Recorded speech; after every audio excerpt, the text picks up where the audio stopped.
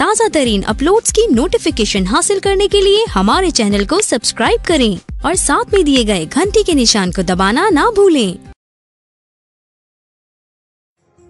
Thus describing to himself Sitaji's loveliness and reflecting on his own condition, the Lord innocently spoke to his younger brother in terms appropriate to the occasion. Brother, she is no other than the daughter of King Janaka, for whom the bow sacrifice is being arranged. She has been escorted by her girl companions to worship Goddess Gauri and is moving about in the garden, diffusing light all about her. My heart, which is naturally pure, is agitated by the sight of her transcendent beauty. The reason of all this is known to God alone, but I tell you, brother, my right limbs are throbbing, which is an index of coming good fortune. It is a natural trait with the race of Raghus that they never set their heart on evil courses. As for myself, I am fully confident of my mind, which has never sought another's wife, even in a dream. Rare in this world are those noblemen who never turn their back on the foe in battle, nor give their heart to or cast an amorous glance on another's wife, and from whom no beggar meets with a rebuff. While Shri Ramji was talking to his younger brother in this strain, his mind, which was enamored of Sitaji's beauty, was all the time drinking in the loveliness of her countenance, like a bee sucking the nectar from a lotus. Sitaji looked timidly all round. Her mind was at loss as to where the prince had gone. Wherever the fawn-eyed princess cast her glance, the continuous stream of white lotuses seemed to reign there. Her companions then pointed out to her the two lovely brothers, the one dark, the other fair of hue, standing behind a fence of creepers. Beholding the beauty of the two princes, her eyes were filled with greed. They rejoiced as if they had discovered their long-lost treasure. The eyes became motionless at the sight of Shri Ramji's loveliness. The eyelids too forgot to fall. Due to excess of love, her body consciousness began to fail. It looked as if Kakora bird were gazing at the autumnal moon, receiving Shri Ramji's into the heart through the passage of the eyes. She cleverly shut him up there by closing the doors of her eyelids. When her girl companions found Sitaji overpowered with love, they were too much abashed to utter a word. At that very moment, the two brothers emerged from a bower. It looked as if a pair of spotless moons had shone forth, tearing the veil of cloud. The two gallant heroes were the very perfection of beauty. Their bodies resembled in hue a blue and a yellow lotus respectively.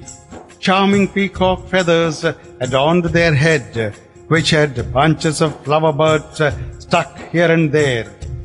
A sectarian mark and beads of perspiration glistened on their brow, while graceful pendants shed their luster on their ears.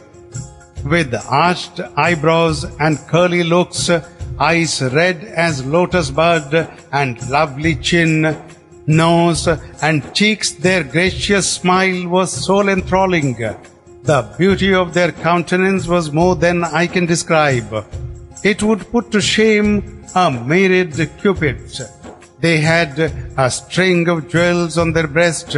Their lovely neck resembled a conch shell in its spiral shape, while their mighty arms, wide with the trunk of a young elephant, who was the very incarnation of Cupid. With a cup of leaves full of flowers in his left hand, the dark-hued prince, my dear, is most charming. Beholding the ornament of the solar race, who had a slender waist like that of a lion and was clad in yellow, and who was the very embodiment of beauty and amiability, Seeta ji's companions forgot their very existence. Recovering herself, one of her clever companions grasped Seeta ji by the hand and said to her, "Meditate on Gauri afterwards. Why not behold the princess just now?" Seeta ji then bashfully opened her eyes and saw the two lions of Raghu's race opposite herself.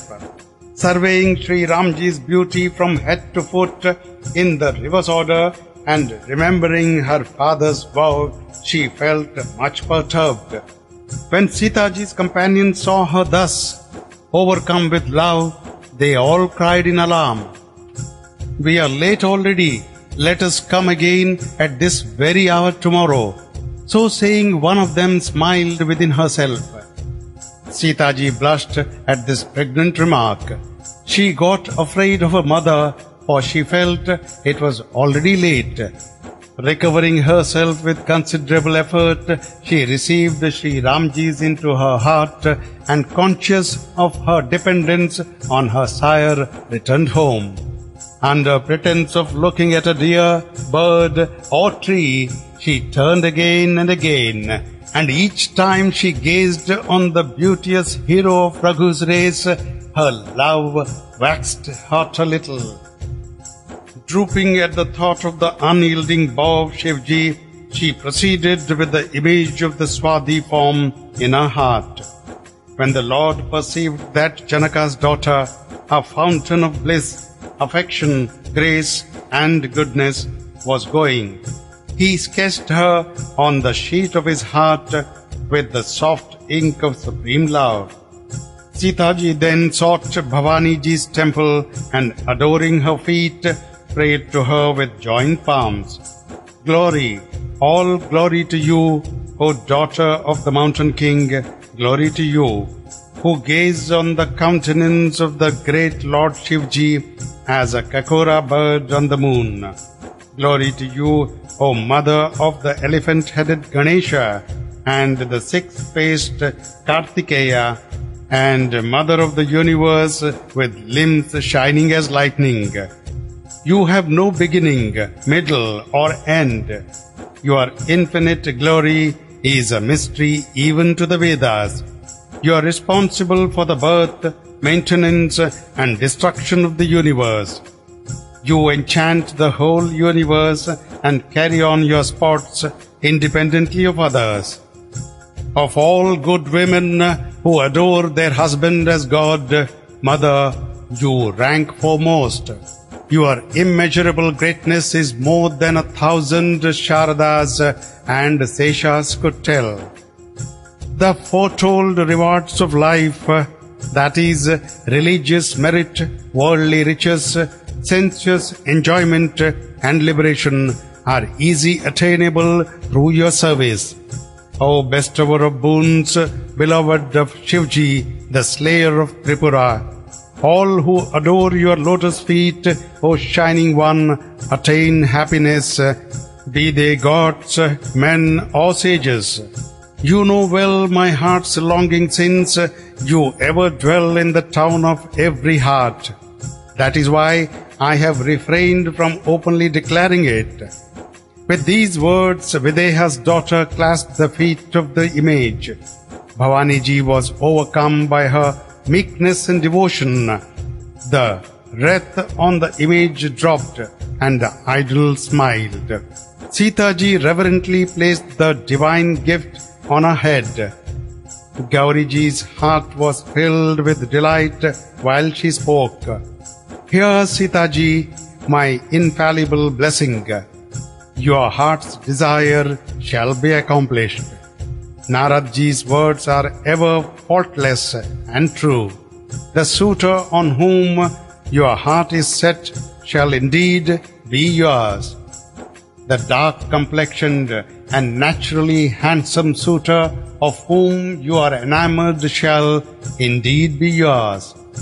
The gracious and omniscient Lord is aware of your fidelity and love. Seeta ji and all her companions were delighted at heart to hear this blessing from Gauri ji's lips. Worshipping goddess Bhavani ji again and again, Seeta ji says Tulsidas ji, returned to her abode, rejoicing in her heart. Finding Gauri ji favorably disposed towards her, Seeta ji was more glad of heart than words can tell. Her left limbs began to throb, indicating her good fortune. Inwardly praising Seeta ji's beauty, the two brothers returned to their guru, Vishwamitra ji. Shri Ram ji related everything to Kaushika, for he was innocent of heart and free from all guile.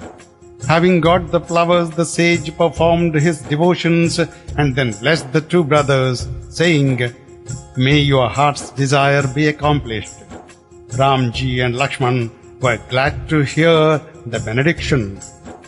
After finishing his meals, the great and illumined hermit Vishwamitra ji began to recite old legends. The day was thus spent, and obtaining the Guru's permission, the two brothers proceeded to say their evening prayers. In the meantime, the charming moon rose in the eastern horizon. Perceiving that her aught resembled Seeta ji's face, Shri Ramji's felt happy. The Lord then reasoned within himself, "The Queen of Night bears no resemblance to Seeta ji. Born of the ocean with its salt water, with poison for her brother, dim and obscure by the way and with a dark spot in her orb, how can the poor and wretched moon be matched with Seeta ji's countenance? Again, the moon waxes and wanes. She is the curse of lovesick damsels and is devoured by Raghuji when she crosses the latter's orbit. She causes anguish to the Chakravaka, the ruddy goose, and withers the lotus. O moon, there are numerous faults in you.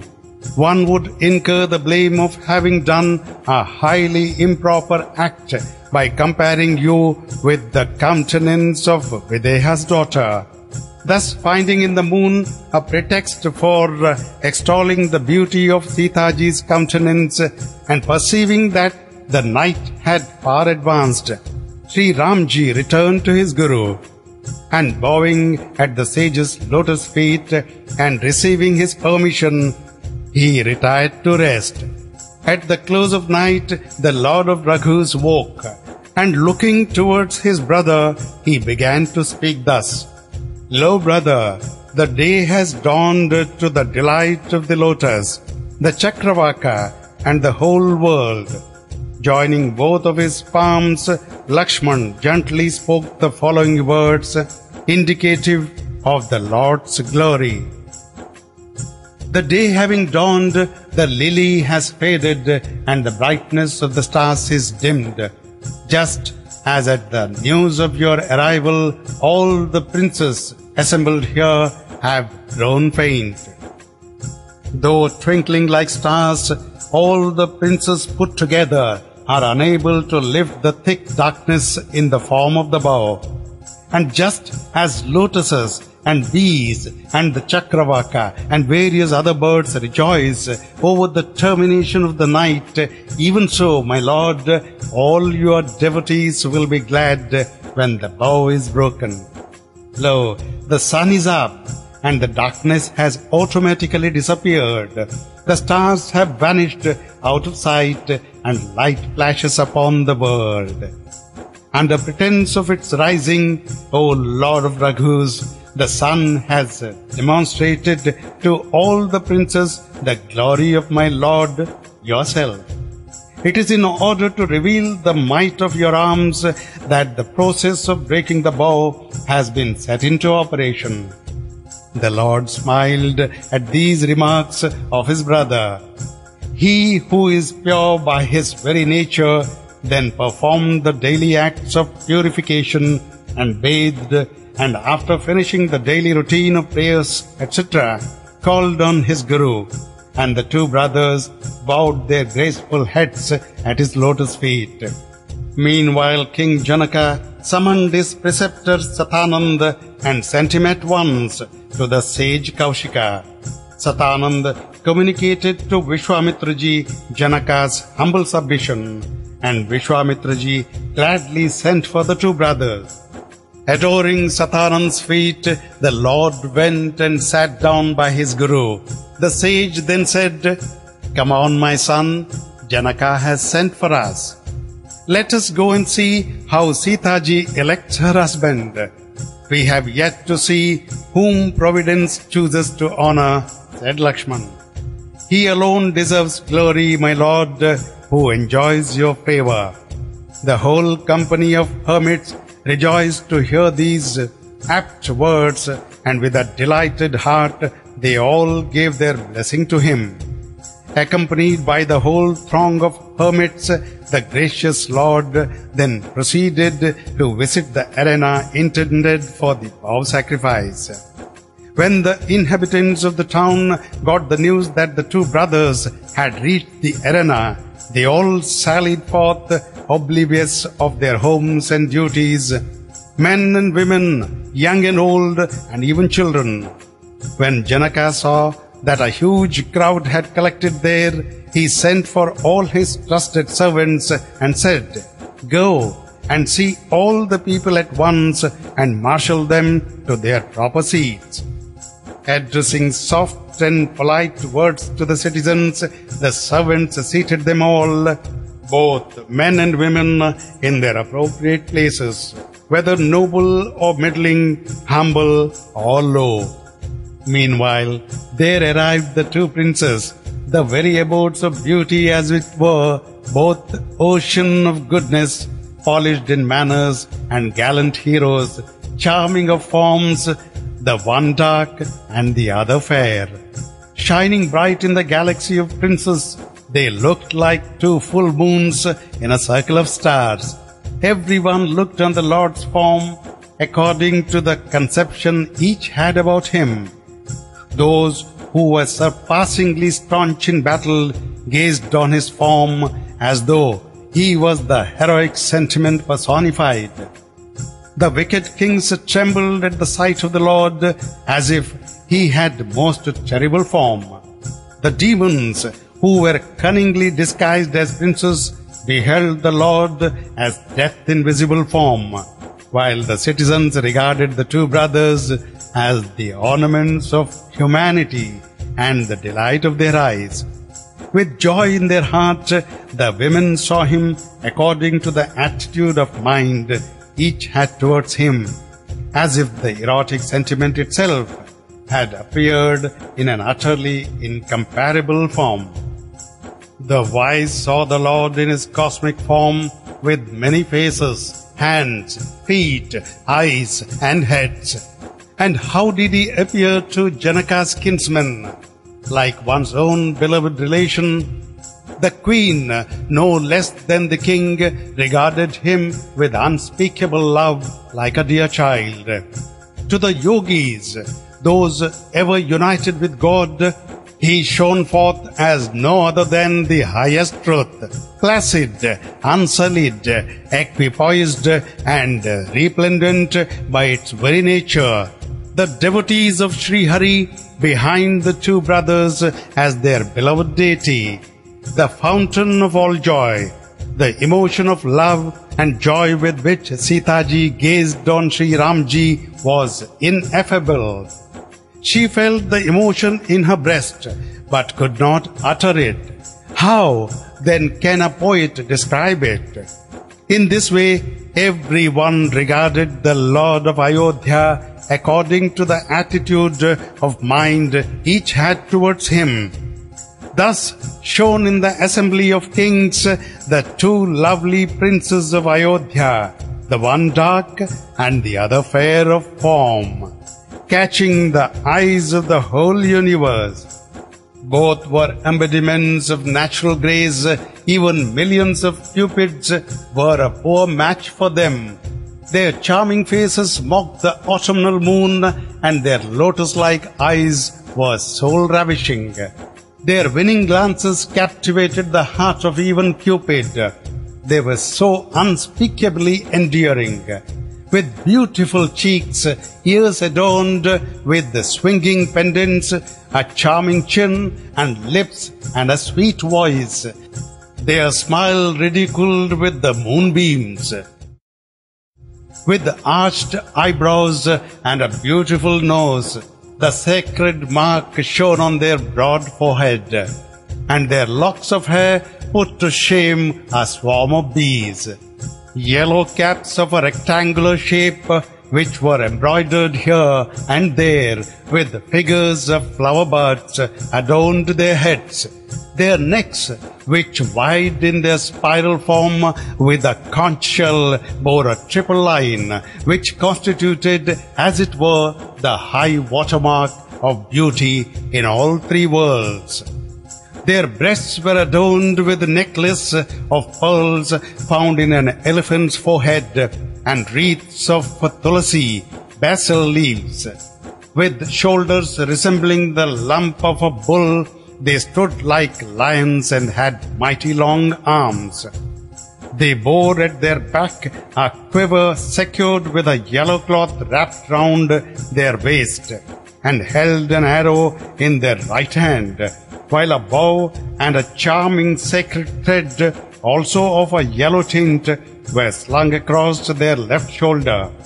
In short, two princes were lovely from head to foot, and were the very embodiments of great charm. Everyone who saw them felt delighted.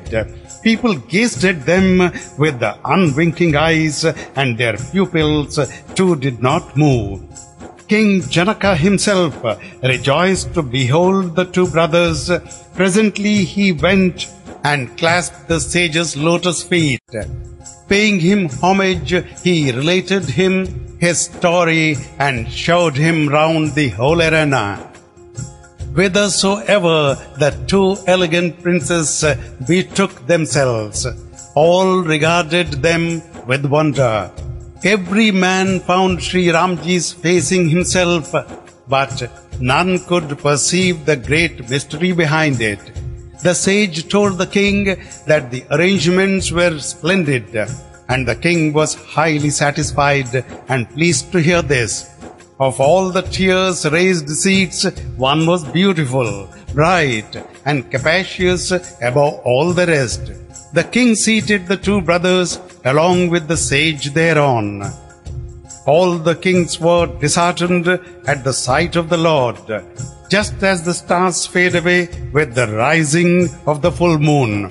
For they all felt inwardly assured that Ramji would undoubtedly break the bow, or even if the huge bow of Shivji proved too strong for him, that Seetaji would still place the garland of victory round his neck.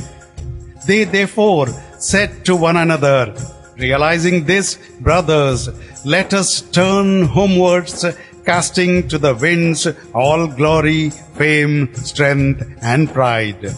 Other princes who were blinded with the ignorance and pride laughed at this and said, "Union with the princess is a far cry for Ramji. Even if he succeeds breaking the bow, who then can wed her without breaking it? Should Death himself for once come forth against us, even him we would conquer in battle for Sitaji's sake." All these other princes, who were pious and sensible and devoted to Sri Hari, smiled and said, "Ramji will certainly marry Sitaji, to the discomfiture of these arrogant princes. For who can conquer in battle the valiant sons of Dasharatha? Do not thus brag and throw away your lives in vain. Hunger cannot be satiated with imaginary sweets. Listen to this, my most salutary advice. Be inwardly assured that Sitaji is no other than the mother of the universe. And recognizing the Lord of Raghus as the father of the universe, feast your eyes to their fill on his beauty, fountains of joy and embodiments of all virtues. These two charming brothers have their abode in Shri Shambhuji's heart. leaving an ocean of nectar which is so near. Why should you run in pursuit of a mirage and go to death? Or else do whatever pleases you individually. We, for our part, have reaped today the fruit of our human birth. So saying, the good kings turned to gaze with affection on the picture of incomparable beauty, while in heaven the gods witnessed the spectacle from their aerial cars, and raining down flowers sang in melodious strains. Finding it an appropriate occasion, Janaka then sent for Seeta ji, and her companions, all lovely and accomplished, escorted her with due honor. Seeta ji's beauty defies all description. Mother of the universe that Seeta ji is, and an embodiment of charm and excellence. All comparisons seem to me too poor, for they have affinity with the limbs of the mortal woman. Proceeding to depict Seeta ji with the help of those very smiles, why should one earn the little of an unworthy poet and quote ill repute? Should Seeta ji be likened to any woman of this material creation, where in this world shall one come across such a lovely damsel? The goddess of speech, Saraswati ji, for instance, is a chatterer, while Bhavani ji possesses only half a body, the other half being represented by her lord Shiv ji. And Rati, love's consort, he is extremely distressed by the thought of her husband being without a form. And it is quite out of question to compare Videha's daughter with Ramji, who has poison and spirituous liquor for her dear brothers. Supposing there was an ocean of nectar in the form of loveliness, and the tortoise serving as a base of churning, it was an embodiment of consummate beauty. And if splendor itself were to take the form of a god, the erotic sentiment should crystallize and assume the shape of Mount Mandra, and the god of love himself were to churn this ocean with his own hands. And if from such churning were to be born a Lakshmi ji, who was the source of all loveliness and joy, the poet would even then hesitatingly declare her as analogues of Seeta ji. Seeta ji's clever companions escorted her to the arena, singing songs in a charming voice. A beautiful sari covering for the body adorned her youthful frame. The mother of the universe was incomparable in her exquisite beauty. Ornaments of all kinds had been beautifully set in their appropriate places, each limb having been decked by her companions with great care. When Seeta ji stepped into the arena, men and women alike were fascinated by her charms. The gods gladly sounded their kettle drums, while the celestial damsels rained down flowers in midst of the songs. In her lotus-like hands sparkled the wreath of victory, as she cast a hurried glance at all the princes. While Seeta ji looked for Shri Ram ji with anxious heart, all the princes found themselves in the grip of infatuation. Presently Seeta ji discovered the two brothers by the side of the sage, and her eyes greedily fell on them as on a long treasure. Out of natural bashfulness that she felt in the presence of elders and at the sight of the vast assemblage, Seeta ji shrank into herself, and drawing the hero of Raghu's race into her heart, she turned her eyes towards her companions. Beholding Shri Ramji's beauty and Seeta ji's loveliness, men and women alike forgot to close their eyelids. All of them felt anxious in their heart, but hesitated to speak. They inwardly prayed to the Creator, "Quickly take away, O Creator, Janaka's stupidity and give him right understanding like ours, so that the king without the least scruple may abandon his vow and give Seeta ji in marriage to Ramji. The world will speak well of him and the idea will find favor with all. On the other hand, if he persists in his folly, he shall have to rue it in the end. Everyone is absorbed in the ardent feeling that the dark-complexioned youth is a suitable match for Janaka's daughter. Then Janaka summoned the heralds and they came eulogizing his race. The king said, "Go round and proclaim my vow." Forthwith they proceeded on their mission. There was not a little joy in their heart.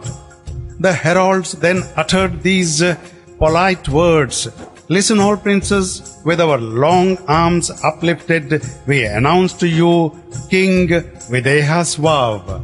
The might of arm of the various princes stands as the moon, while Shivji's bow is the planet Rahu, as it were. It is massive and unyielding, as is well known to all. Even the great champions Ravan and Banasur quietly slipped away as soon as they saw the bow. Whoever in this royal assembly breaks today the yonder unbending bow of Shivji shall be unhesitatingly and insistently wedded by Videha's daughter, and shall triumph over all the three worlds. Hearing the vow, all the princes were filled with longing, while those who prided on their valor felt very indignant. Girding up their loins, they rose impatiently and bowing their heads to their chosen deity, went ahead. They cast an angry look at Shivji's bow, grappled with it with the steady aim and exerted all their strength, but the bow refused to be lifted. Those princes, however, who had any sense at all did not even approach the bow. Those foolish kings indignantly strained at the bow and retired in confusion when it refused to leave its position, as though it grew more and more bulky by absorbing the might of the arm of each successive warrior. 10,000 kings then proceeded all at once to raise it, but it baffled all attempts at moving it. Shambhuji's bow did not stir in the same way as the mind of a virtuous lady refuses to yield to the words of a gallant. All the princes made themselves butts of ridicule, like a recluse without dispassion. Helplessly forfeiting their fame, glory, and great valor to the bow, they returned. Confused and disheartened, the kings went and sat in the midst of their own company. Seeing the kings thus frustrated, King Janaka got impatient and spoke words as if in anger. "Hearing the vow made by me, many a king has come from diverse parts of the globe. Gods and demons in human form and many other heroes staunch in fight have assembled. A lovely bride, a grand triumph, and a splendid renown are the prize. But Brahmaji, it seems, has not yet created the man who may break the bow and win the above rewards. Tell me, who would not have this prize? But none could string the bow, let alone stringing or breaking it. There was not one of you, brothers, who could stir it even a grain's breadth from its place. Now no one who prides on his valor should feel offended if I assert that there is no hero left on earth to my mind. Give up all hope and turn your faces homewards. It is not the will of Providence that Seeta ji should be married. All my religious merits shall be gone if I abandon my vow. The princess must remain a maid. What can I do? Had I known, brothers, that there are no more heroes in this world, I would not have made myself a laughing-stock by undertaking such a vow. All who heard Janaka's words, men and women alike, felt distressed at the sight of Janaki. Laxman, however, got incensed. His eyebrows were knit, his lips quivered, and his eyes shot fire. For fear of Shri Ramji, he could not speak. Though Janaka's words pierced his heart like an arrow, yet, at last, bowing his head at Shri Ramji's lotus feet, he spoke words which were impregnated with truth. In an assembly where any one of Raghu's race is present, no one would dare to speak such scandalous words as Janaka has done. Even though conscious of the presence of Shri Ramji, the jewel of Raghu's race. Turning towards his brother, he added, "Listen, O daughter of the solar race, I sincerely tell you, without any vain boasting, if I but have your permission, I will lift the round world like a ball and smash it like an ill-baked earthen jar. And by the glory of Her Majesty, O blessed Lord, I can break Mount Meru like a radish. What then is the wretched old bow? Realizing this, my Lord, let me have your command and see what wonders I work. I will string the bow as though it were a lotus stalk and run with it not less than 800 miles.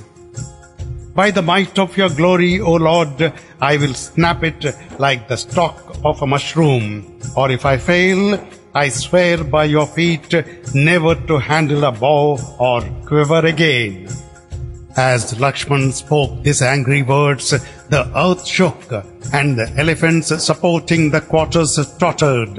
The whole assembly, including all the princes, was struck with terror. Seeta ji felt delighted at heart, while Janaka blushed.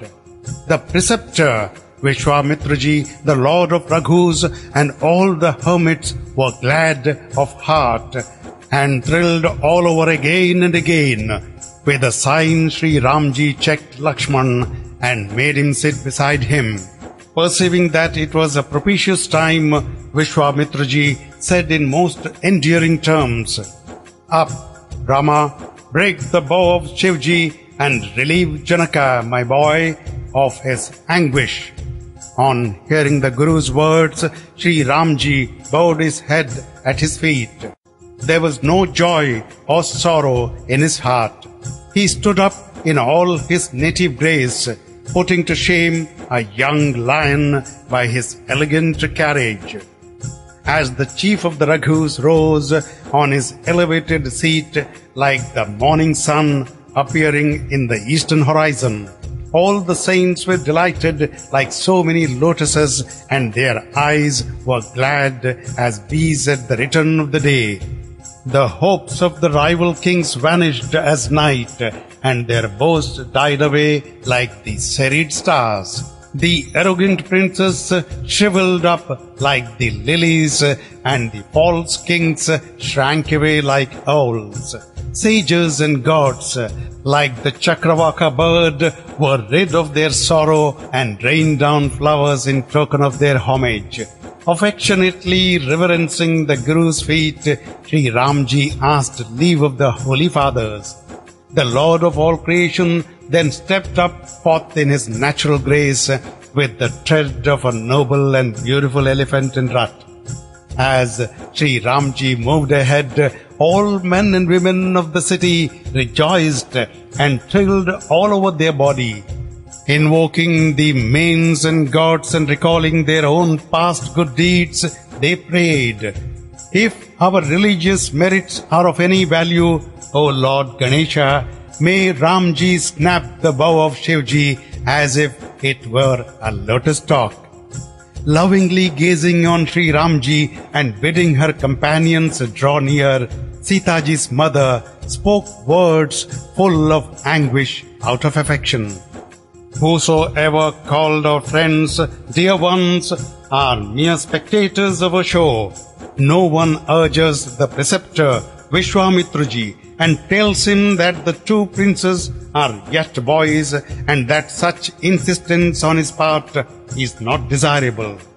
Knowing that Ravan and Banasur did not even touch the bow and that all other kings were worsted in spite of all their bows, strange that he should give the same bow into the hands of this young prince. Can Sinjans ever lift Mount Mandra? Good sense has taken leave of the king, and one does not know the dispensation of providence, dear ones. One of her sharp-witted companions gently replied, "The glorious are not to be lightly regarded, O Queen. What comparison is there between the sage Agastya, who was born of a jar, and the vast ocean? Yet the sage drained it dry, and his good fame has spread throughout the world. The orb of the sun is so small to look at, but the moment it rises, the darkness of all the three worlds disappears. A sacred formula, indeed, is very small, although it has under its sway Ramaji, Hari, Hara, and all other gods. A tiny goat governs the mightiest and most furious elephant. Armed with a bow and arrows of flowers, Cupid has brought the whole universe under subjection.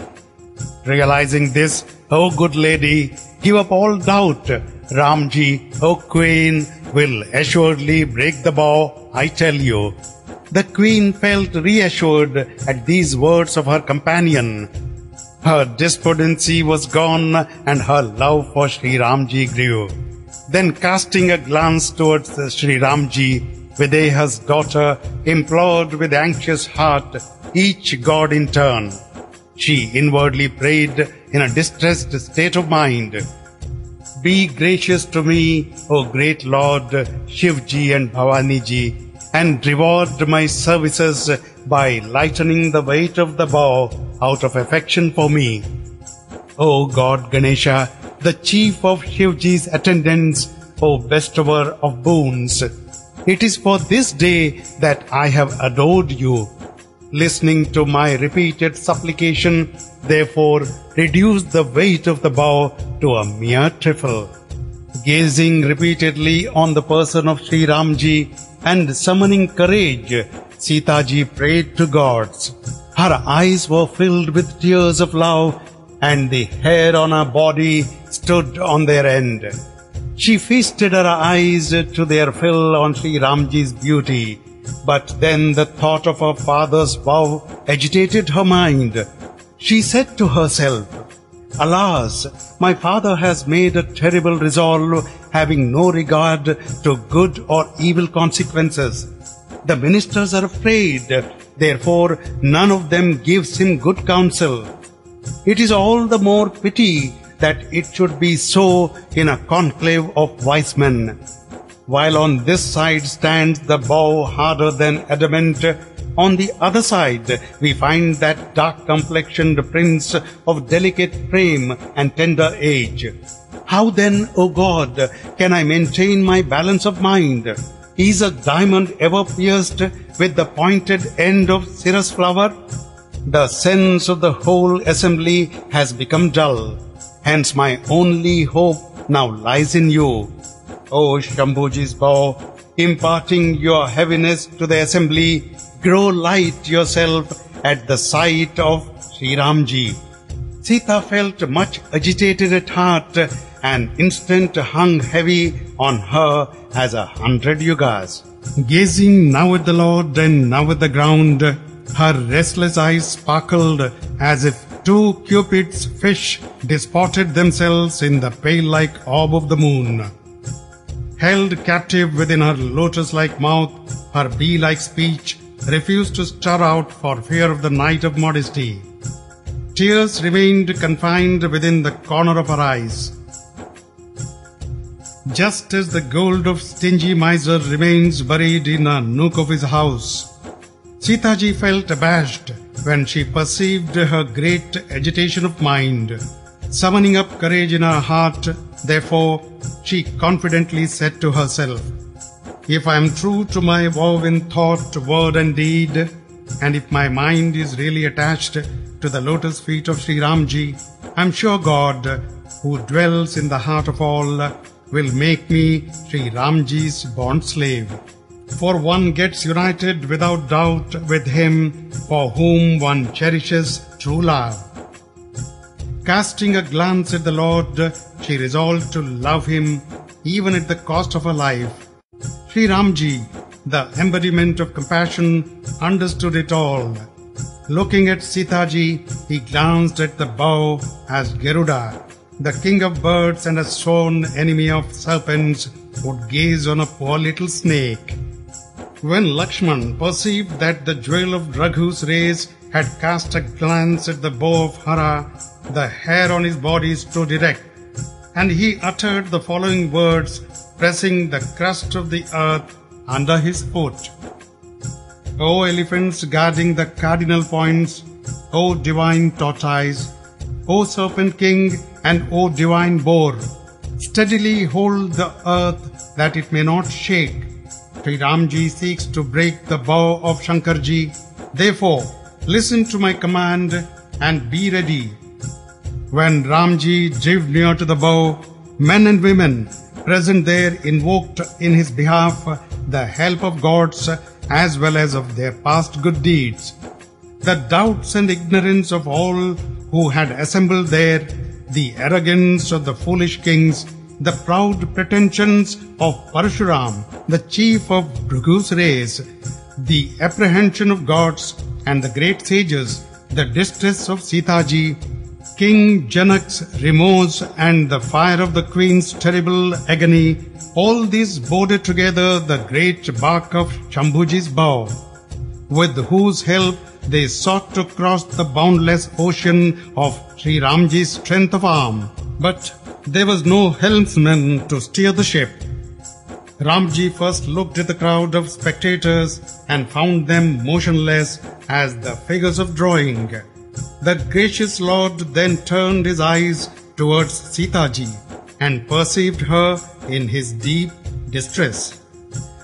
He found Videya's daughter greatly agitated. Every moment that passed hung on her as a whole lifetime of the universe.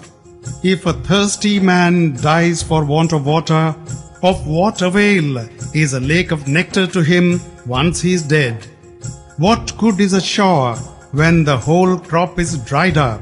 What use repenting over an opportunity lost? Thinking thus within himself, the Lord looked at Janaka's daughter and thrilled all over to perceive her singular devotion. He inwardly made obeisance to his preceptor Vishwamitraji and took up the bow with great agility. The bow gleamed like a flash of lightning as he grasped it in his hand, and then it appeared like a circle in the sky. No one knew when he took it in his hands, strung it, and drew it tight.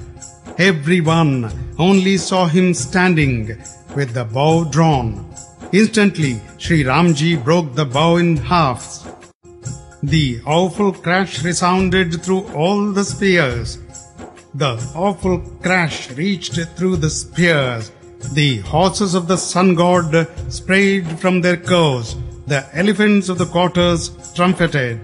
The earth shook. The serpent king, the divine boar, and the divine tortoise fidgeted about. Gods, demons, and sages put their hands to their ears, and all began anxiously ponder the cause. But when they learnt, says Tulsidas ji, that Shri Ramji had broken the bow, they uttered shouts of victory. The bow of Shankarji was the bark, and Ramji's strength of arm was the ocean to be crossed with its aid. The whole host of which we have spoken above, that had boarded the ship out of ignorance, was drowned. The Lord tossed on ground the two broken pieces of bow, and everyone rejoiced at the sight. Vishwamitraji stood as the holy ocean, full of the sweet and unfathomable water of love. Beholding Shri Ramji's beauty, which represented the full moon, the sage felt an increasing thrill of joy, which may be compared to a rising tide in the ocean. Kettle drums sounded with a great noise in the heavens. Celestial damsels sang and danced. Brahmaji and the other gods, Siddhas and the great sages praised the Lord and gave him blessings, raining down the wreaths and flowers of various colors. The Kinnaras, a class of demigods, sang melodious strains. The shouts of victory re-echoed throughout the universe. The crash that followed the breaking of the bow was drowned in it. Everywhere, men and women in their joy kept saying that Ramji had broken the massive bow of Shambhuji. Talented bards, minstrels, and panegyrists sang praises, and everybody gave away horses, elephants, riches, jewels, and raiments as an act of invocation of God's blessings on the youthful champion. There was a crash of cymbals and tabors, conches and clarinets, drums and sweet-sounding kettle drums, both large and small, and many other charming instruments also played. Everywhere young women sang auspicious strains. The queen with her companions was much delighted, as though a withering crop of paddy had been refreshed by a shower. King Janaka was now carefree and felt gratified, as if a tired swimmer had reached the shallow.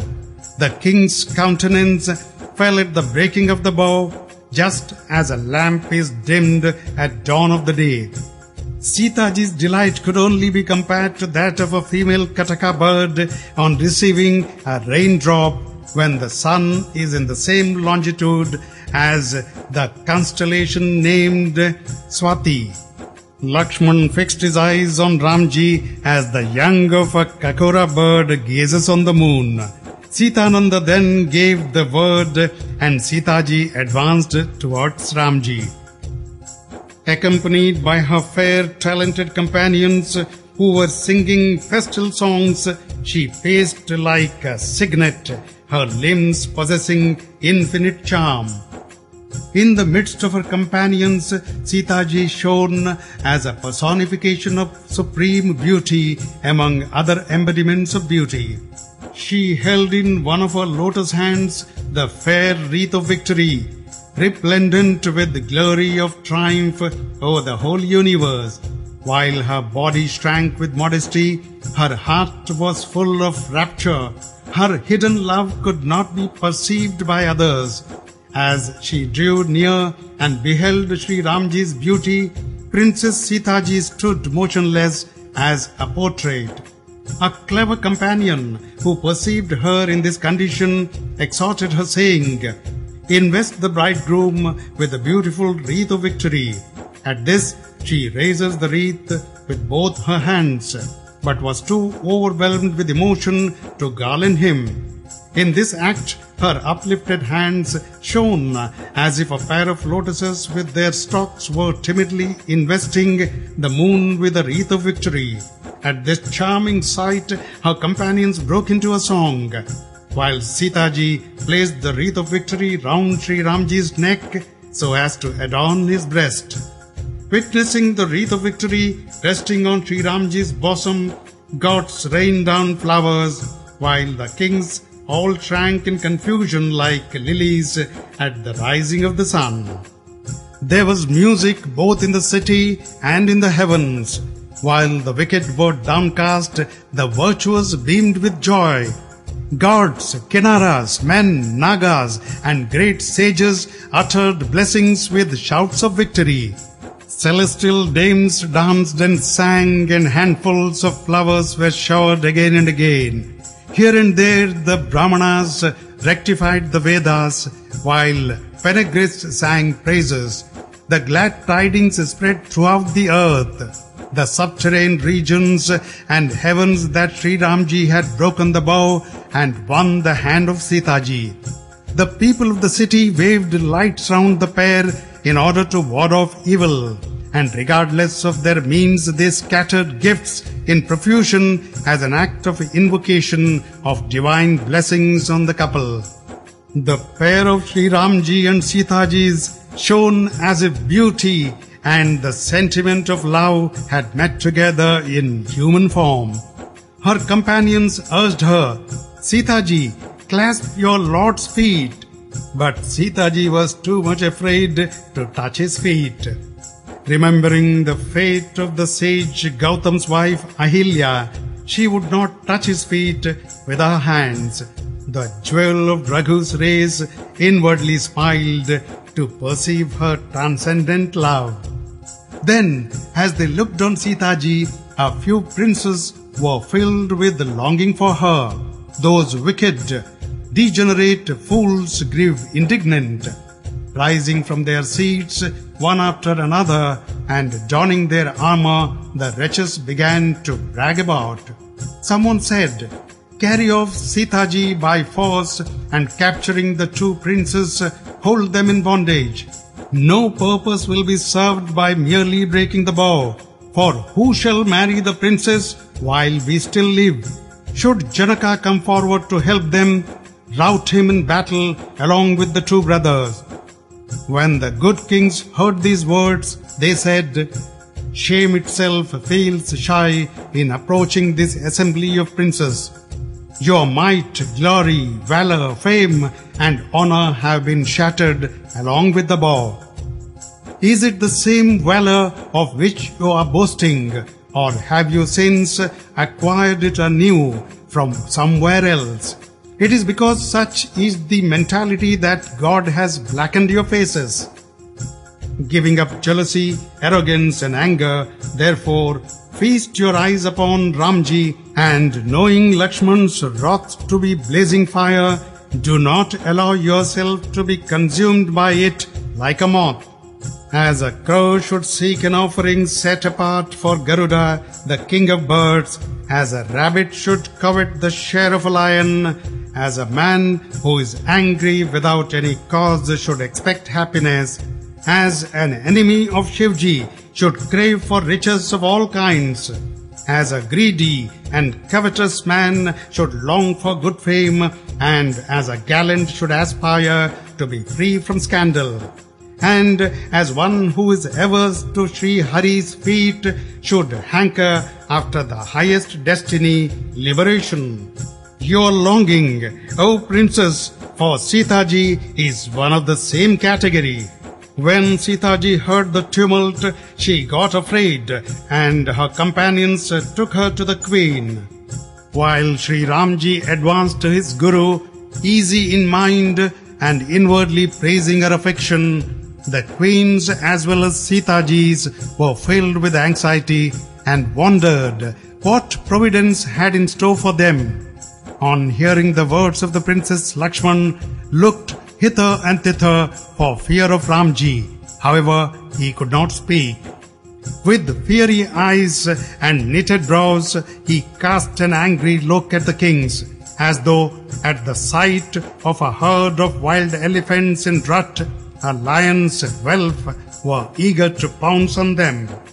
Seeing the uproar of the women of the city, were all distressed and joined in cursing the princess. The very moment arrived the sage Parshuram, a very son to the lotus-like race of Bhrigu, led by the news of the breaking of the bow. At his very sight the kings all cowered down, even as a quail would shrink beneath the swoop of the hawk. A coat of ashes looked most charming on his fair body. His broad forehead was adorned with a tripundra, as peculiar mark consisting of 3 horizontal lines sacred to Shivji. Having matted lock on the head, his handsome moon-like face was a bit reddened with anger. With the knitted brows and eyes inflamed with passion, his natural look gave one the impression that he was enraged. He had well-built shoulders like those of a bull, and a broad chest and long arms. He was adorned with a beautiful sacred thread, rosary and deerskin. With an anchorite covering about his loins and a pair of quivers fastened by his side, he held a bow and arrows in his hands and an axe upon his fair shoulder. Though saintly in attire, he had a cruel record of deeds. His character therefore defied description.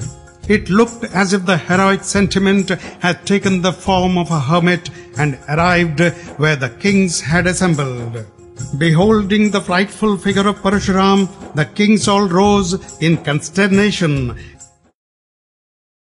and mentioning his own as well as his father's name, each fell prostrate on the ground before him. Even he, on whom Parshuram cast a friendly look in a natural way, thought the sands of his life had run out. Then came Janaka and bowed his head, and sending for Seeta ji, he made her pay homage to the sage. Her companions rejoiced when he bestowed his blessing on her, and cleverly took her where the other ladies were. Next came Vishwamitra ji, who met him and placed the two brothers at his lotus feet, saying that they were King Dasharath's sons. Ramji and Laxman by name, seeing the well-matched pair, he blessed them. His eyes were riveted on Shri Ramji's incomparable beauty, which would humble the pride of Cupid himself. Then he looked around and thought knowing everything, he asked Videha, like one ignorant, "Tell me, what has attracted all this crowd here?" And as he spoke thus, wrath took possession of his whole being. Janaka narrated to him the whole history, mentioning what had brought all the kings there. On hearing this reply, Parshuram turned around, and looking in the other direction, he espied the fragments of the bow lying on the ground. Flying into a rage, he spoke in harsh tones, "Tell me, O stupid Janaka, who has broken this bow? Show him at once, or this very day I will overthrow the whole tract of land over which your dominion extends." In his excess of fear, the king would make no answer, and the wicked kings were glad of heart. Gods, sages, Nagas, and the people of the city were all filled with anxiety. Their hearts were much agitated. Seeta ji's mother lamented within herself, saying, "Alas, God has undone an accomplished fact." When Seeta ji heard of Parshuram's temperament, even half a moment passed to her like a whole lifetime of the universe. When the hero of Raghu's race saw everyone seized with panic and perceived Janaki's anxiety, he interposed. There was neither joy nor sorrow in his heart. "My lord, it must be someone of your servants who has broken the bow of Shivji. What is your command? Why not tell me?" At this the furious sage was all the more incensed and said, "A servant is he who does service. Having played the role of an enemy, one should give battle. Listen, O Ram, whoever has broken Shivji's bow is my enemy, no less than the 1,000 armed Kartaviryas. Let him stand apart, leaving this assembly, or else every one of these kings shall be slain." Hearing the sage's words, Laxman smiled and said, insulting Parshuram, the wielder of an axe, "I have broken many a small bow in my childhood, but you never grew so angry, my lord. Why should you be so fond of this particular bow?" At this the chief of Bhrigu's race burst out in fury. "O young prince, being in the grip of death, you have no control over your speech. Would you compare to a small bow the mighty bow of Shivji that is known throughout the world?" Said Laxman with a smile, "Listen, holy sir, to my mind all bows are alike. What gain or loss can there be in the breaking of a worn-out bow? Shri Ramji mistook it for a new one. and at his very touch it broke into two.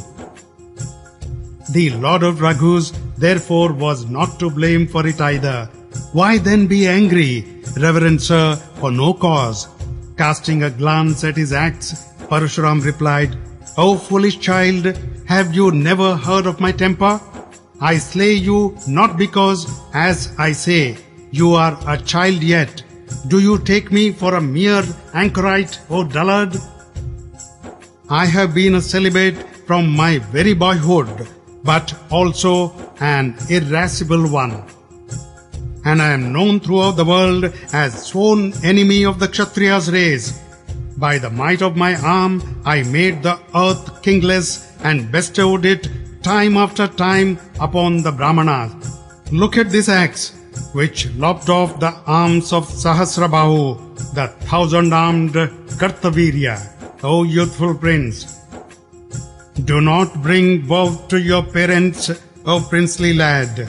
My most cruel axe has exterminated even unborn offspring in the womb. Laxman smilingly retorted in a mild tone, Oh, the great sage considers himself an extraordinary warrior. He flaunts his axe before me again and again, as if he would blow away a mountain with a mere puff of breath. Here there is no pumpkin in the bud that would wither away as soon as an index finger is raised against it. It was only when I saw you armed with an axe and a bow and arrows that I spoke with some pride. Now that I understand you are a descendant of Bhrigu and perceive a sacred thread on your person, I suppress my anger and put up with whatever you say. In our family, valor is never shown against gods, the Brahmanas, devotees of Sri Hari and the cow, for by killing any of these, we incur sin, while a defeat at their hands will bring disrepute on us. We should throw ourselves at your feet, even if you strike us. Every word of yours is as incisive as millions of thunderbolts. The bow and arrows and the axe are therefore an unnecessary burden to you. Pardon me, O great and illumined hermit, if I have said anything unseemly at the sight of your weapons. Hearing this, the jewel of Bhrigu's race furiously rejoined in a deep voice, Listen, O Vishwamitra, this boy is stupid and perverse. He is in the grip of death himself and will bring destruction on his whole family. A dark spot on the moon-like solar rays, he is utterly unruly, senseless and reckless. The very next moment he shall find himself in the jaws of death. I proclaim it at the top of my voice, and none should blame me for it. Forbid him if you would save him. Tell him of my glory, might and fury. Said Laxman, Holy sir, so long as you live, who else can expatiate on your bright glory? With your own lips you have recounted your exploits in diverse ways more than once. If you are not yet satisfied, tell us something more. Do not undergo a severe trial, putting any restraint upon your anger.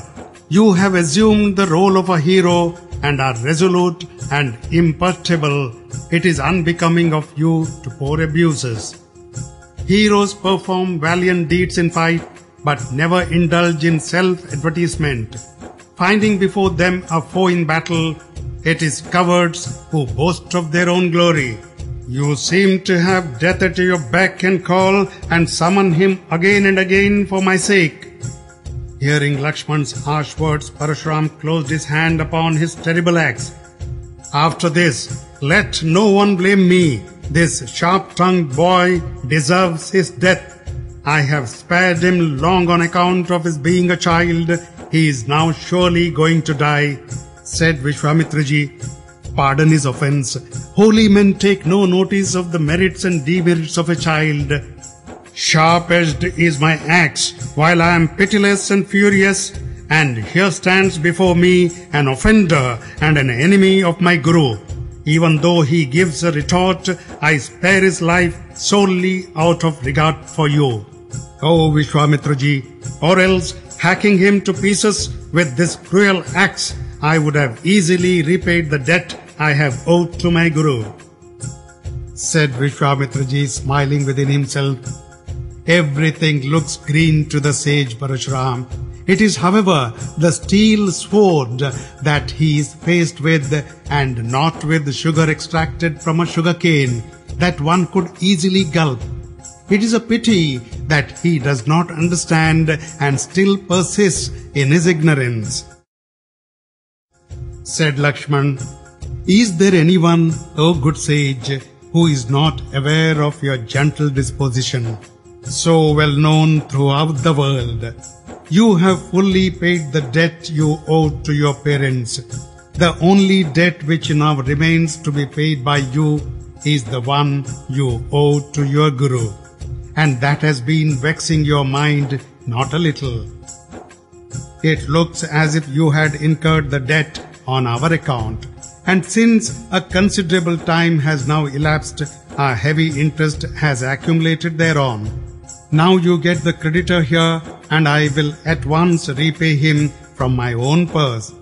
Hearing these sarcastic remarks, Parshuram grasped his axe, and the whole assembly cried, Alack! Alack! O chief of Bhrigus, you are still threatening me with your axe, but I am sparing you only because I hold you to be a Brahmana. O enemy of princes! You have never met champions staunch in fight. You have grown important in your own little home, O holy Brahmana. Everyone exclaimed, this is wholly undesirable. The Lord of Raghus now begged Laxman to stop. Perceiving the flames of Parshurama's passion grow with the pouring of oblation in the form of Laxman's rejoinder, the son of Raghu's race spoke words like water. My lord, have compassion on my child, and wreak not your wrath on this guileless youngster. If he had any idea of your might, how could he be so foolish as to affront you? If children play some pranks, their teacher and parents are in raptures at it. Therefore, take pity on him, knowing him to be a child and your servant. For you are an even-minded, good-tempered, forbearing and illumined anchorite. On hearing Shri Ramji's words, Parshuram cooled down a little, but uttering something, Laxman smiled again. Seeing him smile, Parshuram flushed all over with rage and said, Ram, your brother is too wicked. Though fair of hue, he is black at heart. He has deadly poison, and not the mother's milk on his lips. Perverse by nature, he does not take after you, nor does this vile imp regard me as the very image of death. Laxman smilingly said, Listen, holy sir, passion is the root of sin. Swayed by it, men perpetrate unseemly acts and indulge in misanthropic activities. I am your servant, O chief of sages. Put away your wrath and show mercy upon me. Anger will not mend the broken bow. Pray sit down, your legs must be aching. If you are very fond of it, let us devise some means to mend it by calling in some expert. Janaka was frightened at Laxman's words and said, Pray be quiet. It is not good to transgress the limits of propriety. The people of the city trembled like aspen leaves. They said to themselves, The younger prince is really very naughty. As the chief of Bhrigus heard the fearless words of Laxman, his whole body burnt with rage and his strength diminished. In a condescending manner he said to Ram, I am sparing the boy because I know he is your younger brother. So fair without and foul within, he resembles a jar of gold full of poison. At this Laxman laughed again, but Shri Ramji cast an angry look on him. Therefore, putting away all petulance of speech, he submissively went up to his Guru. Joining both palms together and speaking in most humble, gentle and placid tones, Shri Ramji said, I pray you, my Lord, wise as you are by nature, pay no heed to the words of a child. A wasp and a child have a like disposition. Saints never find fault with them. Besides, the boy has done you no harm. It is I, my Lord, who have offended you. Therefore, you reverence, deal to me as your servant whatever you please, whether it be a favor or frown, death or captivity. Tell me quickly the means, O chief of sages, by which your anger may be appeased. I shall do accordingly. Said the sage, how can my passion be pacified, O Ram, when your younger brother is still looking mischievously at me? So long as I do not cut his throat with my axe, my wrath is ineffectual. At the very news of the cruel doings of my axe, the consorts of kings miscarry. To think that having the same axe still at my service, I should see this princeling my enemy alive. My hand moves not, though passion consumes my breast, while this axe, which has slain kings without number, has gone blunt. Fate has turned against me, that is why I find my nature changed. Otherwise compassion at any time is unknown to my heart. My tenderness of feeling has imposed on me a severe strain today. On hearing this, the son of Sumitra bowed his head with a smile. The breeze of your benevolence is so befitting your frame. The words you speak appear as though blossoms drop from a tree. O reverend sir, when compassion sets your whole frame on fire, God help you when you're angry. Look here, Janaka. This stupid boy in his perversity intends to migrate to the region of death. Why not put him out of my sight? Though small to look at, the princeling is yet so wicked. Laxman smilingly said to himself, shut your eyes and the whole world will vanish out of your sight. Then Parshuram spoke to Ramji, his heart boiling with rage. Having broken Shambhuji's bow, O wretch, do you now teach me? It is with your connivance that your brother addresses such pungent words to me, while you make false entreaties with joined palms. Either give me satisfaction in combat, or forswear your name of Ram. Give battle to me, O enemy of Shivji, without taking recourse to any willy trick, or else I will dispatch you and your brother both. While the chief of Brigus thus raved with his axe raised on high, Shri Ramji smiled within himself, bowing his head to the sage. While the fault is Laxman's, the sage's wrath is against me. Sometimes meekness too begets much evil. A crooked man is reverenced by all. The crescent moon is not devoured by the demon Rahu, said Ramji. Cease from wrath, O Lord of sages.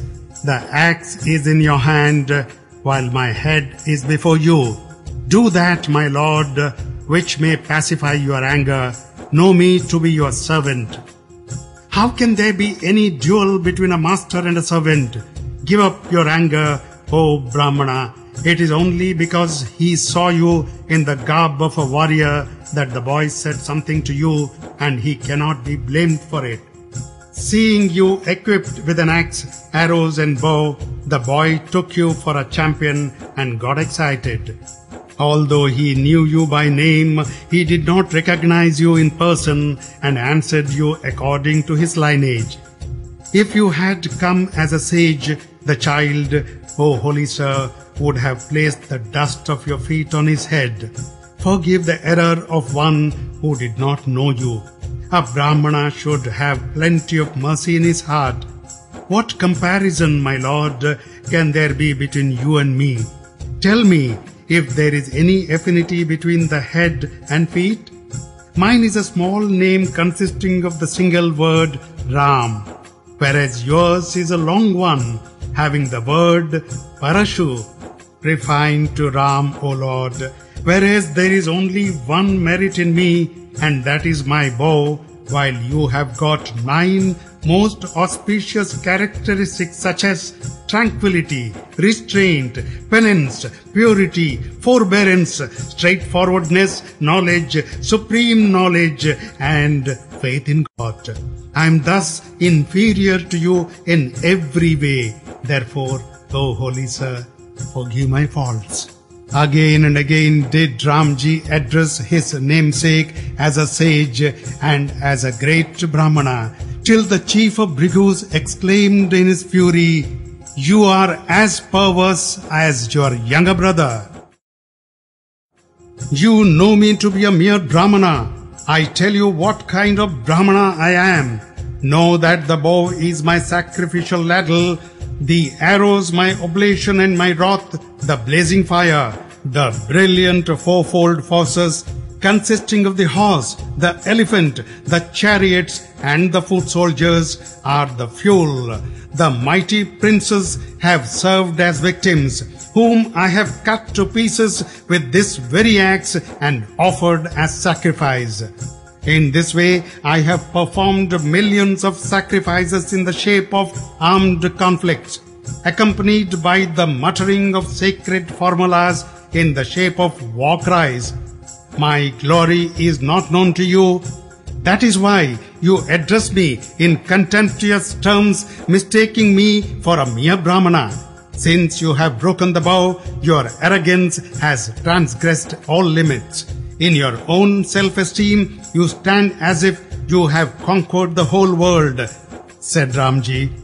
"O sage, think before you speak. Your anger is out of all proportions with my error, which is a trifling one. Worn out as it was, the bow broke at my mere touch. What reason have I to be proud? Hear the truth, O Lord of the Bhrigus. If, as you say, I treat you with disrespect because you are a Brahmana, who is that gallant warrior in this world to whom I would bow my head out of fear?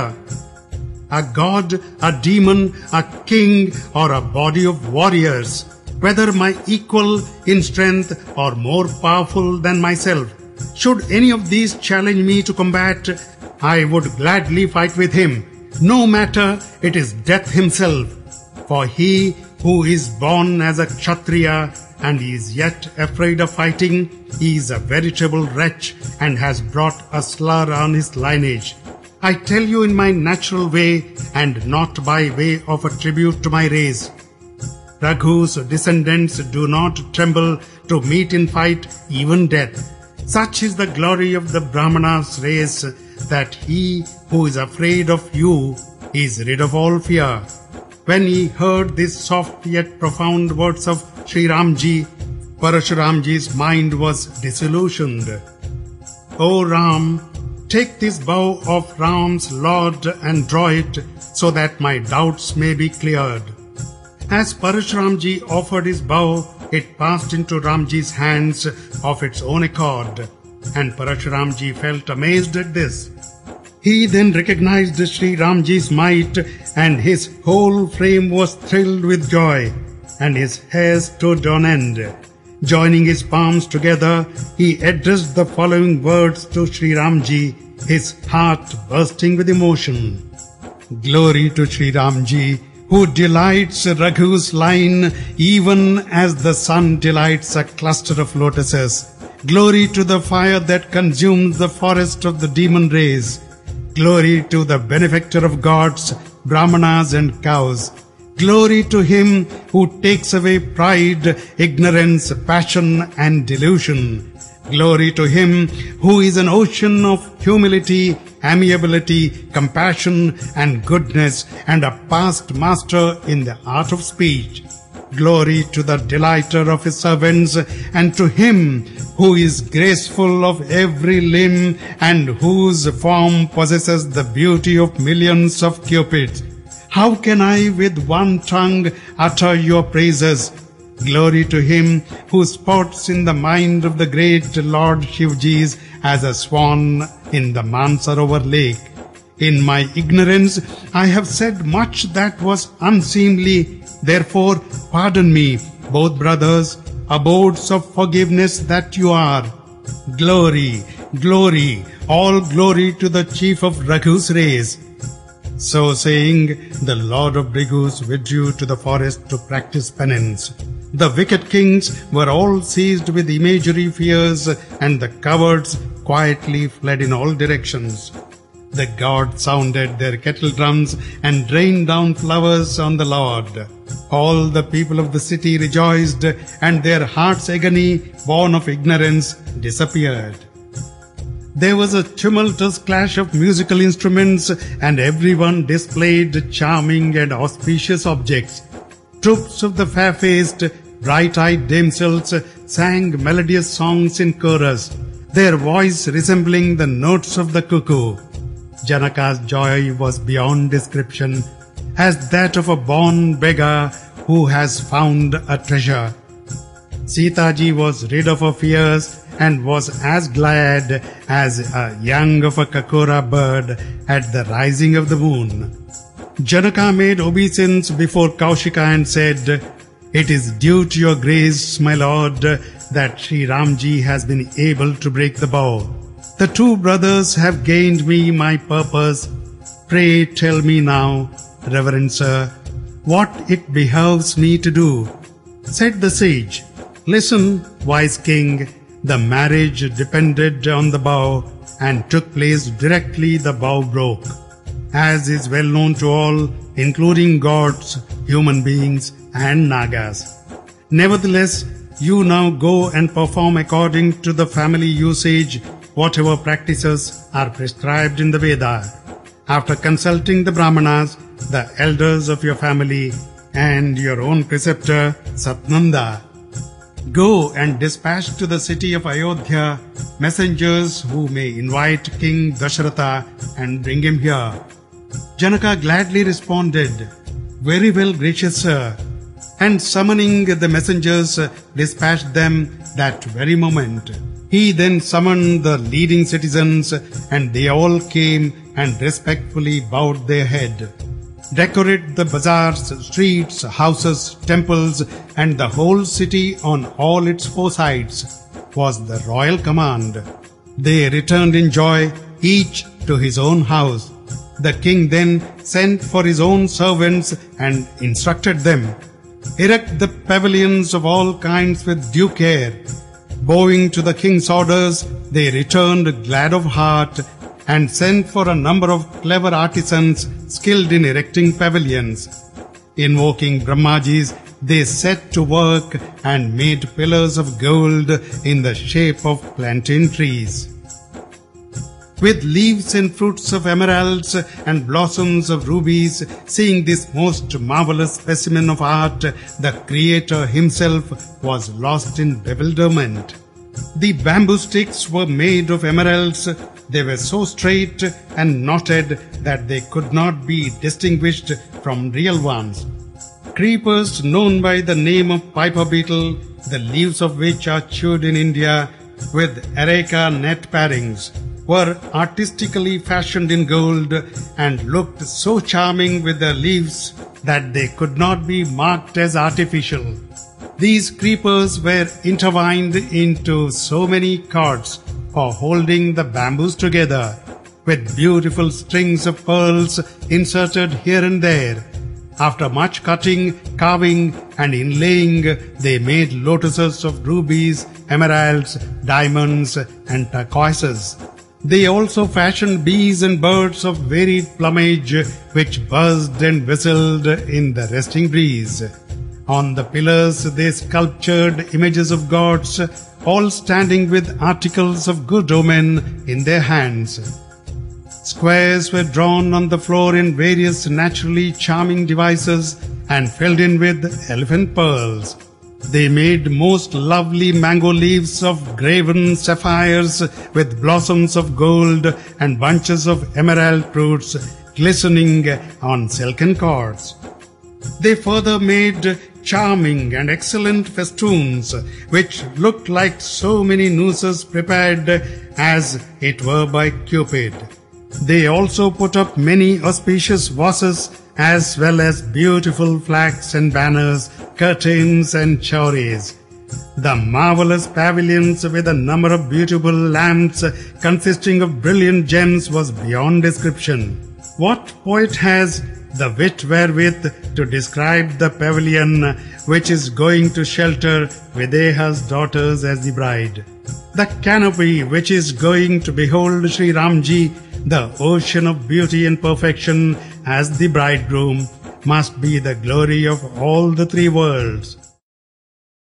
The splendor that belonged to King Janaka's palace was to be seen in every house of that city. To him who beheld Tirahut, Janaka's capital, during that time all the 14 spheres appeared of small account. The prosperity that reigned in the house of the humblest citizen was enough to fascinate even the Lord of Celestials. The magnificence of the city wherein dwelt Goddess Lakshmiji's in the charming disguise of a mortal woman made even Shardaji, the goddess of eloquence, and the thousand-tongued Sesha falter in describing it. Janak's messengers arrived at Shri Ramji's sacred birthplace and rejoiced to behold the charming city. They sent in word at the entrance of the royal palace. Hearing of their arrival, King Dasharathaji summoned them to his presence. With due reverence, they delivered the letter, and the king in his joy rose to receive it in person. As he read the letter, tears rushed to his eyes, the hair on his body stood erect, and his heart was full. With Ramji and Laxman in heart, and the valuable letter in his hand, he remained mute and could not utter a word, either good or bad. Then recovering himself, he read out the letter, and the court rejoiced to hear the authentic news. Obtaining the news at the very spot where he had been playing about, Bharat came with his playmates and brother Shatrughna, and with utmost modesty and affection asked, "Father, where has the letter come from? Are my two beloved brothers doing well, and in what land do they happen to be?" On hearing these words, steeped in love, the king read the letter over again. On hearing the letter, the two brothers experienced a thrill of joy. Their whole frame was bursting with an excess of emotion. The whole court was particularly delighted to see Bharat's unalloyed love.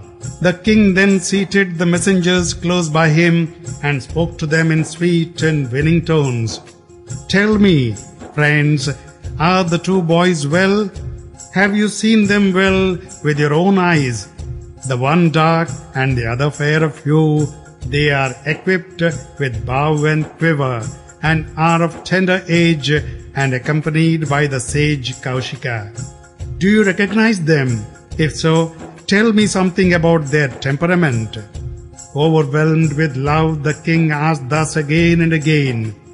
"From the day the sage took them away, it is only today that I have obtained authentic news about them. Tell me how King Videha was able to know them." At these fond words, the messengers smiled. "Listen, O crest jewel of kings, there is no one so blessed as you, who have for your sons Ramji and Laxmanji, the two ornaments of the universe. No inquiry is needed in respect of your sons, who are the lions among men and the light of the universe, and before whose renown and glory the moon looks dim and the sun appears cool. About them, my lord, you ask how they came to be recognized. Does one take a lamp in one's hand to see the sun? On the occasion of Seetaji's self-election of her husband, had assembled numerous princes, each one of whom was a greater champion than the rest, but not one of them could stir Shambhuji's bow, and all the mighty heroes failed. The might of all those who were proud of their valor in the three worlds was crushed by it. Even the demon Bana, who could lift Mount Meru, lost heart and retired after pacing round the bow. And even he, Ravan, who had lifted up mountain Kailas, the abode of Shivji, in mere sport, was worsted in that assembly. On that occasion, we submit, O great King, Shri Ramji's, the jewel of Raghu's race, snapped the bow without the least exertion, even as an elephant would break the stalk of a lotus. Hearing the news, the chief of Brigus came in fury and indulged in much browbeating. But seeing Sri Ramji's strength, he handed his bow to the latter, and after much supplication withdrew to the woods. Even as Ramji, O king, is unequalled in strength, Laxman too is a mine of glory, at whose very sight the kings trembled as elephants at the gaze of a young lion. Now that we have seen your two sons, my lord, no one catches our eye any longer. The messenger's eloquent speech, which was full of love, glorifying and expressive of the heroic sentiment, attracted all. The king and his whole court were overwhelmed with emotion and began to offer lavish gifts to the messengers. They, however, closed their ears in protest, crying, "This is unfair." Everyone was delighted to note their sense of propriety. The king then rose, going up to Vasishtji, gave the letter to him, and sending for the messengers with due courtesy, related the whole story to his preceptor. The Guru was highly pleased to hear the news and said, "To a virtuous man the world abounds in happiness. As rivers run into sea, although the latter has no craving for them, so joy and prosperity come unasked and of their own accord to a pious soul. Just as you are given to the service of your preceptor, the Brahmanas and cows as well as of gods. Queen Kausalya is no less devout than you.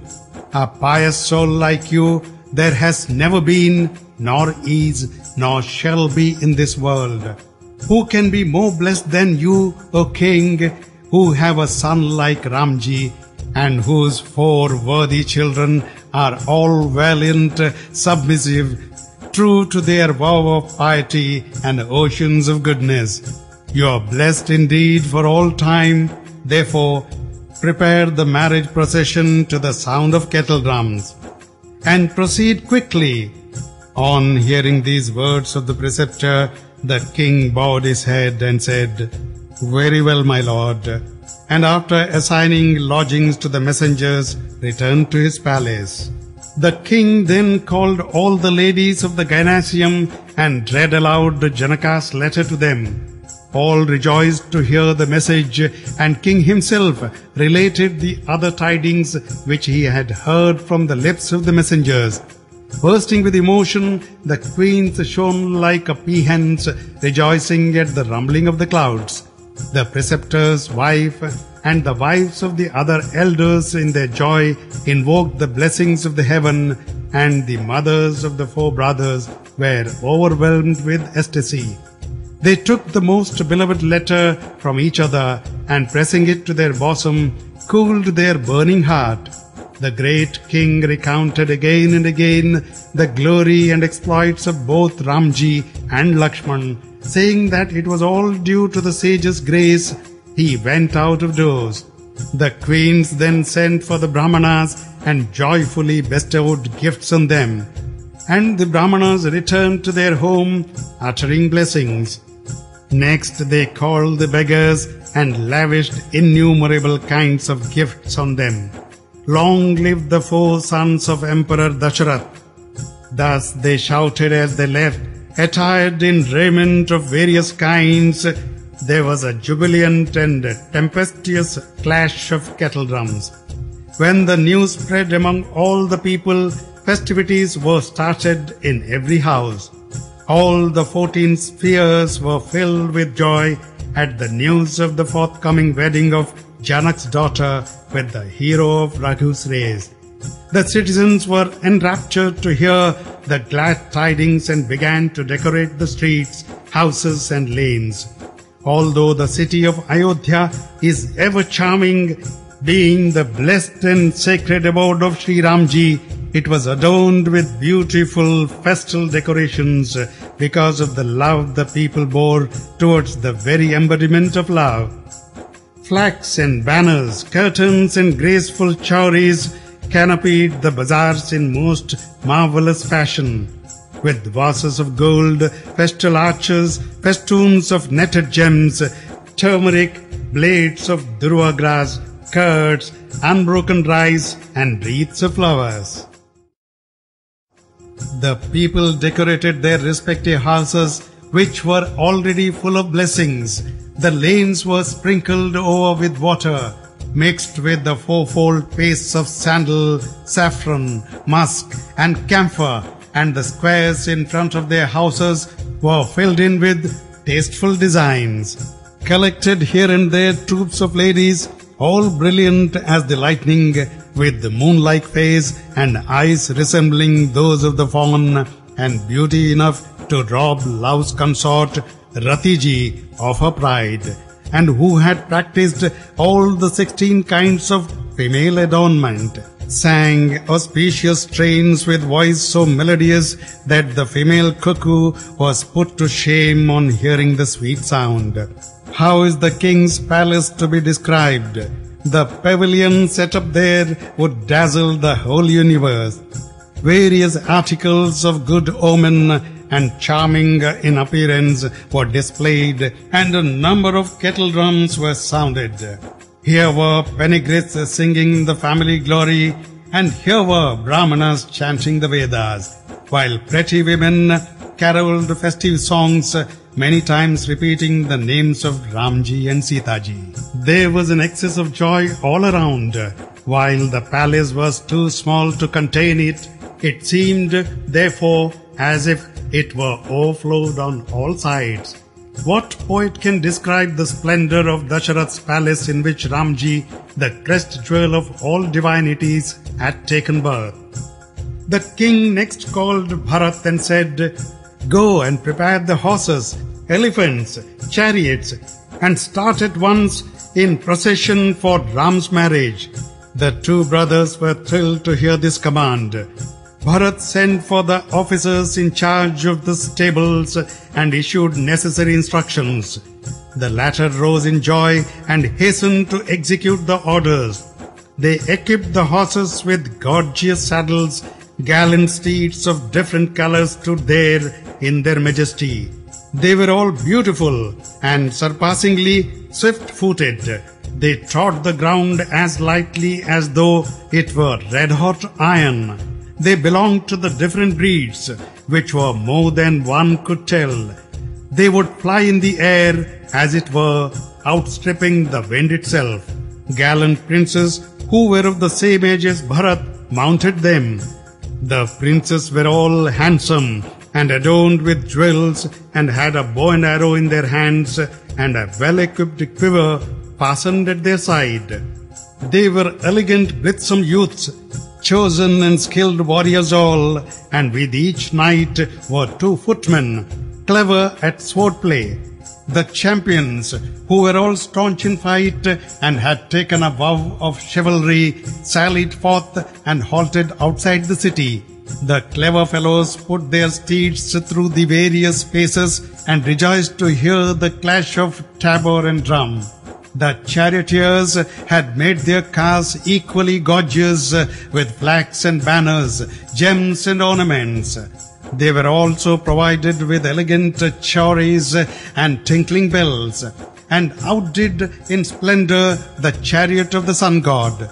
The king owned numberless horses, and with dark ears, which the charioteers yoked to their chariots. They were all beautiful and looked so charming with their ornaments that even sages would be enraptured at the sight. They skimmed the surface of the water even as dry land, and would not sink even hoop deep. So marvelous was their speed. having provided the chariots with missiles and weapons and every other equipment the charioteers called their masters. Mounting the chariots of processionists began to collect outside the city. On whatever errand one went, each was greeted by auspicious omens. On magnificent elephants were mounted splendid seats with the canopies wrought in a manner beyond all description. Elephants in drut, adorned with the clanging bells, headed like beautiful rumbling clouds in the rainy month of Shravana, roughly corresponding to August. There were various kinds of other vehicles, such as charming palanquins, sedans, etc., on which rode companies of noble brahmanas, incarnations, as it were, of all the hymns of Vedas. Genealogies, bards, panegyrists, and rhapsodists too rode on vehicles appropriate to their respective rank, while mules, camels, and oxen of various breeds carried on their backs commodities of innumerable kinds. Millions of porters marched with burdens slung across their shoulders, who could enumerate the varieties of goods they carried. Crowds of servants also proceeded on the journey, equipping themselves in their own way and forming batches of their own. Each had boundless joy in his heart, and a thrill ran through the bodies of all. They whispered to one another, "When shall we feast our eyes on the two heroes, Ramji and Laxman?" The elephants trumpeted and their bells clanged with a terrific din. On all sides there was a creaking of wheels and a neighing of horses. The clash of kettle drums would drown the peal of thunder. No one could hear one's own words, much less of others. At the entrance of the king's palace, there was such an enormous crowd that a stone thrown there would be trodden into dust. Women viewed the sight from housetops, carrying festal lights in salvers used on auspicious occasions, and caroled melodious strains of various kinds in an ecstasy of joy beyond description. Then Sumanta, King Dasharatha's own charioteer and trusted counselor, got ready a pair of chariots and yoked them with steeds that would outturn even the horses of the sun god, and brought them in all their splendor before the king. Their beauty was more than goddess Shardaji could describe. One of them was equipped with the royal paraphernalia, while the other was a mass of splendor and shone brightly. This magnificent chariot the king joyfully caused Vasishthaji to mount, and then himself ascended the other, with his thoughts fixed on Lord Hara, his preceptor Vasishthaji, goddess Gauri, and the god Ganesha. In the company of Vasishthaji, the king shone forth as Indra, the lord of celestials, by the side of his preceptor Brahaspati. After performing all the rites sanctioned by family usage or prescribed by the Vedas, and seeing everyone fully equipped for the journey, he sallied forth to the blast of the conch shell after receiving the permission of his preceptor and with his thoughts fixed on Shri Ramji. The immortals rejoiced to see the marriage procession and rained down flowers full of auspicious blessings. There was a confused din of horses neighing, elephants trumpeting, and music playing both in the heavens and in the procession. Human and celestial dames alike sang festal melodies, while clarinets played in sweet accord. There was an indescribable clamor of bells, both large and small. The footmen leaped and danced, displayed exercises of various kinds. Jesters, proficient in pleasantry and expert in singing melodious songs, practiced all kinds of buffoonery. Gallant princes made their steeds curvet to the measured beat of the tabors and kettle drums. Accomplished dancers noted with surprise that they never made a step out of time. The splendor of the marriage of procession was more than one could describe. fair and auspicious omens occurred. The blue-necked jay picked up food on the left and announced as it were all good fortune. On a fair field in the right appeared a crow, and a mongoose was seen by all. A soft, cool and fragrant breeze was blowing in favorable directions. A blessed, unwidowed woman appeared with a pitcher and a child in her arms. A fox turned round and showed himself again and again, and a cow suckled its calf in front of the procession. A herd of deer came round to the right, as if good omens appeared in visible form. A Brahmani kite promised great blessings, and a Shama bird was observed on an auspicious tree to the left. A man bearing curds and fish and two learned Brahmanas, each with a book in his hand, came from opposite direction. All kinds of blessed and auspicious omens and those conducive of desired results occurred all at once as if to fulfill themselves. Auspicious omens easily occur to him who has God with form as his own son. In the marriage which was going to take place, the bridegroom was no other than Shri Ramji, and Seeta ji herself was the bride. With the pious Dasharatha and Janaka were the parents of the bridegroom and the bride respectively. Hearing of this marriage, all good omens danced and said, "It is now that the Creator has justified us." In this way, the procession set forth amidst the neighing of horses, the trumpeting of elephants, and the clash of kettle drums.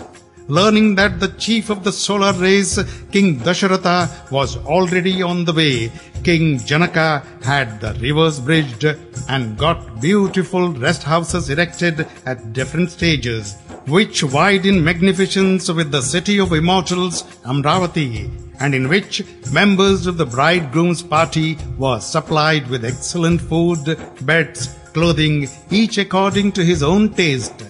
Finding ever new pleasures agreeable to themselves, all the members of the bridegroom's party forgot their own home.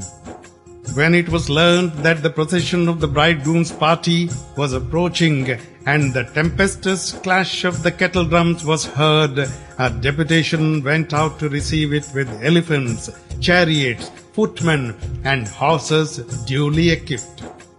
Jars of gold full of sweet and cold drinks, and trays and salvers and beautiful dishes of various kinds laden with confections of indescribable variety and delicious as ambrosia, with luscious fruit and many other delightful articles were sent as an offering by King Janaka in his joy. The king also sent ornaments, wearing apparel, valuable gems of every variety, birds, antelopes, horses, elephants, vehicles of every description, charming aromatic substances of an auspicious nature, and various articles of good omen, and a train of porters marched with their loads of curds, parched rice, and presents of endless variety slung across their shoulders.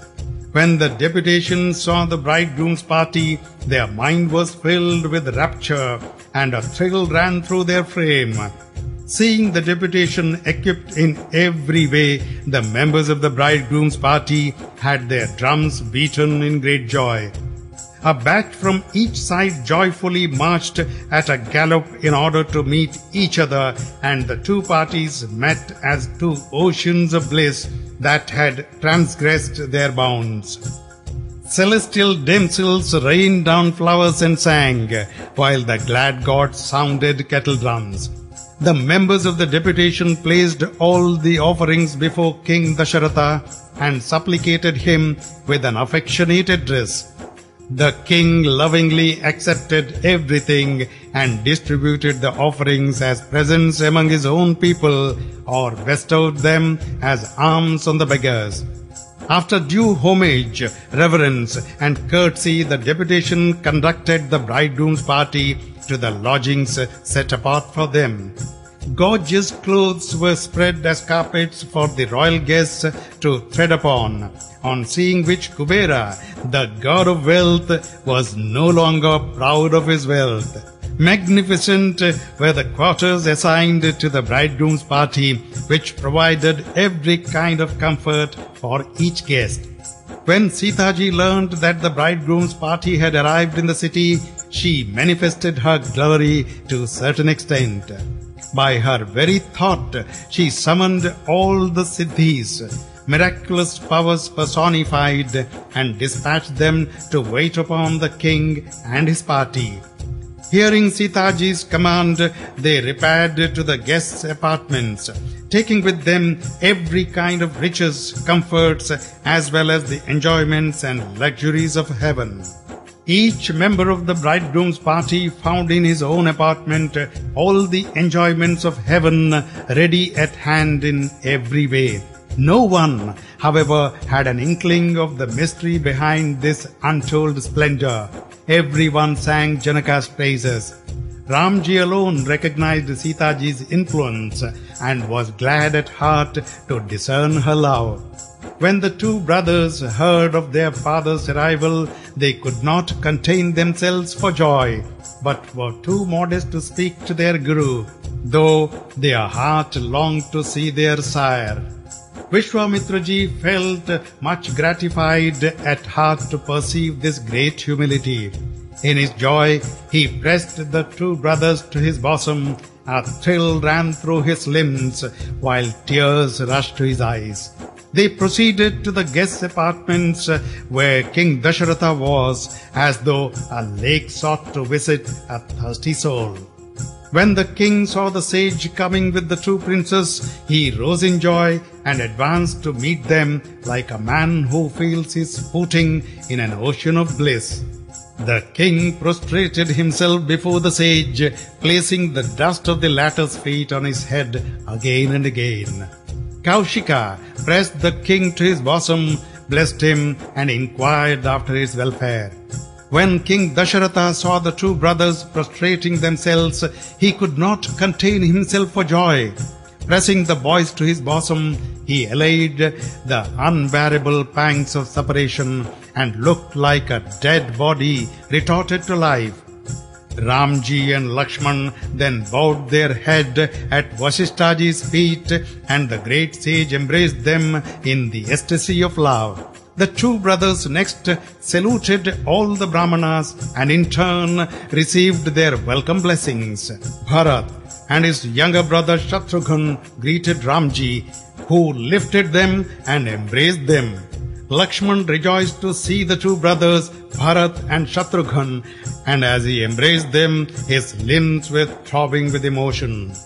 The most gracious and unassuming Lord greeted everyone else, including the citizens, attendants, kinsmen, beggars, ministers, and friends in a manner befitting the rank of each.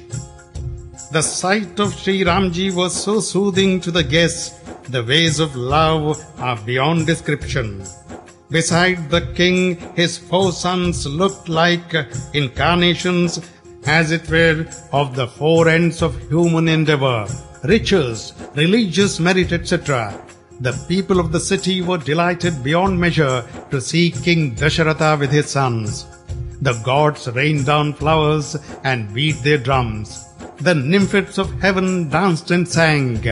Satanand, King Janaka's family preceptor, and the other Brahmanas and ministers of state, as well as the genealogists, minstrels, jesters, and rhapsodists who formed the deputation and paid due honor to the king and his party and returned with their permission. The bridegroom's party had arrived earlier than the day fixed for the wedding. There was great rejoicing in the city on this account. Everyone enjoyed transcendent bliss and prayed to the Creator that the days and nights might be lengthened. Ramji and Seeta ji are the perfection of beauty, and the two kings, Dasharath and Janak, are the perfection of virtue. Thus would observe the men and women of the city wherever they happen to meet. Vaidehi, Seeta ji is the incarnation of Janak's merit, and Ramji is Dasharath's virtue personified. No one has worshipped Shivji with such devotion as these two kings, nor has anyone obtained such a reward as they have.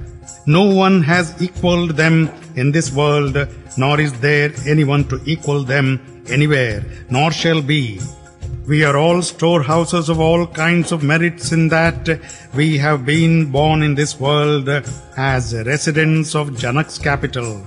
Who is so highly blessed as we, who have beheld the beauty of Janaki-ji and Ramji? And we will witness Shri Ramji's wedding and shall thereby richly reap the benefit of our eyes. Damsels with voice as sweet as the notes of the cuckoo whispered to one another, "O bright-eyed friends, we shall gain much by this union.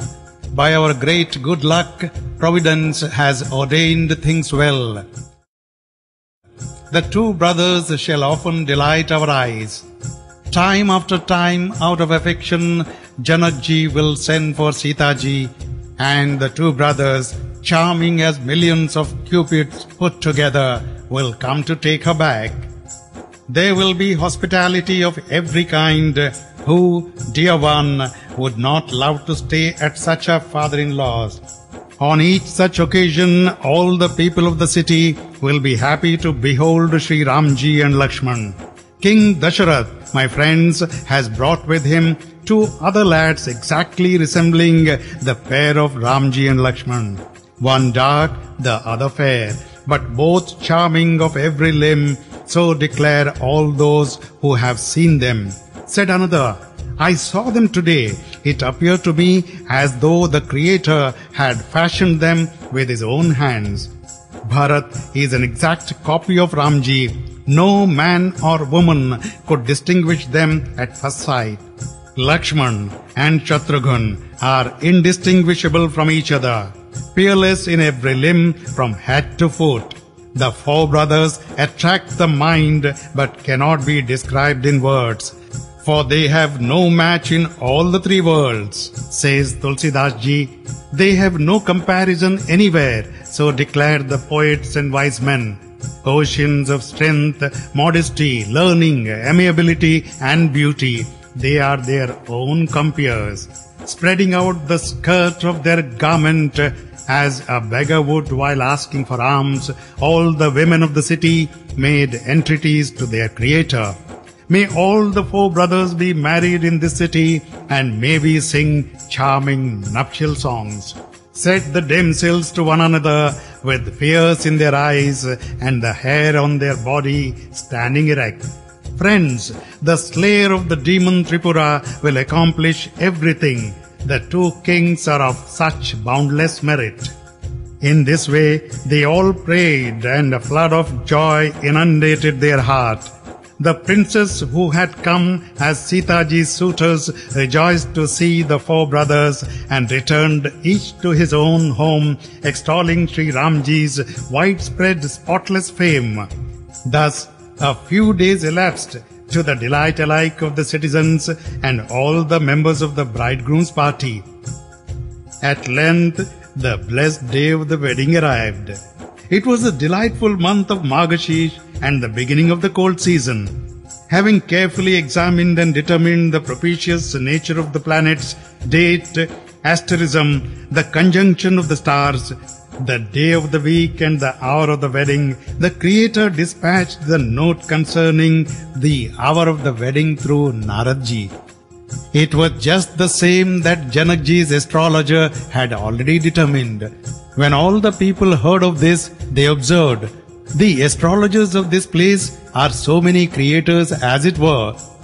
The most auspicious and sacred hour before sunset, which is the time when cows generally return home from pasture and is consequently marked by the clouds of the dust raised by the hoof, arrived.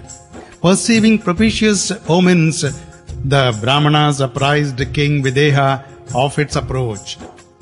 The king asked the family priest Satanand, "What is the cause of delay now?" Satanand then summoned the ministers, who came equipped with all auspicious articles. A number of conches, drums and tabors sounded. Festal vases and articles of good omen, such as skirts, turmeric and blades of durva grass were displayed. Graceful women whose husbands were alive sang songs, and holy brahmanas murmured Vedic texts. In this manner, they proceeded to invite the bridegroom's party with due honor and called at the latter's lodgings. When they witnessed King Dasharatha's glory, Indraji, the Lord of Celestials, looked very small to them. "The hour has come. Be good enough to start now," they submitted. At this the drums gave a thundering beat. After consulting his preceptor and going through the family rites, King Dasharatha sallied forth with a host of sages and holy men. Witnessing King Dasharatha's good fortune and glory and believing their birth as fruitless, Brahmaji and other gods began to extol him with 1,000 tongues. The gods perceived that it was a fit occasion for happy rejoicings. Hence, they rained down flowers and beat their drums. Shivji, Brahmaji, and hosts of other gods mounted aerial cars in several groups. Their frames thrilling over with emotion and their hearts overflowing with joy, they proceeded to witness Shri Ramji's wedding. The gods felt so enraptured to see Janak's capital that their own realms appeared to them as of small account. They gazed with amazement at the wonderful pavilion and all the different works of art, which were of a transcendental character. The people of the city, both men and women, were so many minds of beauty, well-formed, pious, amiable, and wise. In their presence, all the gods and goddesses appeared like stars in a moonlight night. The Creator Brahmaji was astounded above all, for nowhere did he find his own handiwork. Shivji admonished all the gods, saying, "Be not lost in wonder. Calmly ponder in your heart that it is the wedding of Seeta ji and the hero of Raghu's race, at the very mention of whose name all evil is uprooted and the four ends of human existence are brought within one's grasp. Such are Seeta ji's and Ramji's," said the destroyer of Cupid, Shankarji. In this way, Shambhuji admonished the divinities and then spurred on his noble bull. The gods beheld Dasharathji marching with his heart full of rapture and the hair on his body standing erect. The assemblage of holy men and brahmanas accompanying the king appeared like joys of incarnate ministering to him. By his side shone forth the four handsome princes, incarnations as it were of the four types of final beatitude. The gods were greatly inspired with love to see two lovely pairs, one possessing the hue of emeralds and the other of golden hue. They were particularly delighted at heart to see Ramji, and extolling the king, they rained down flowers on him.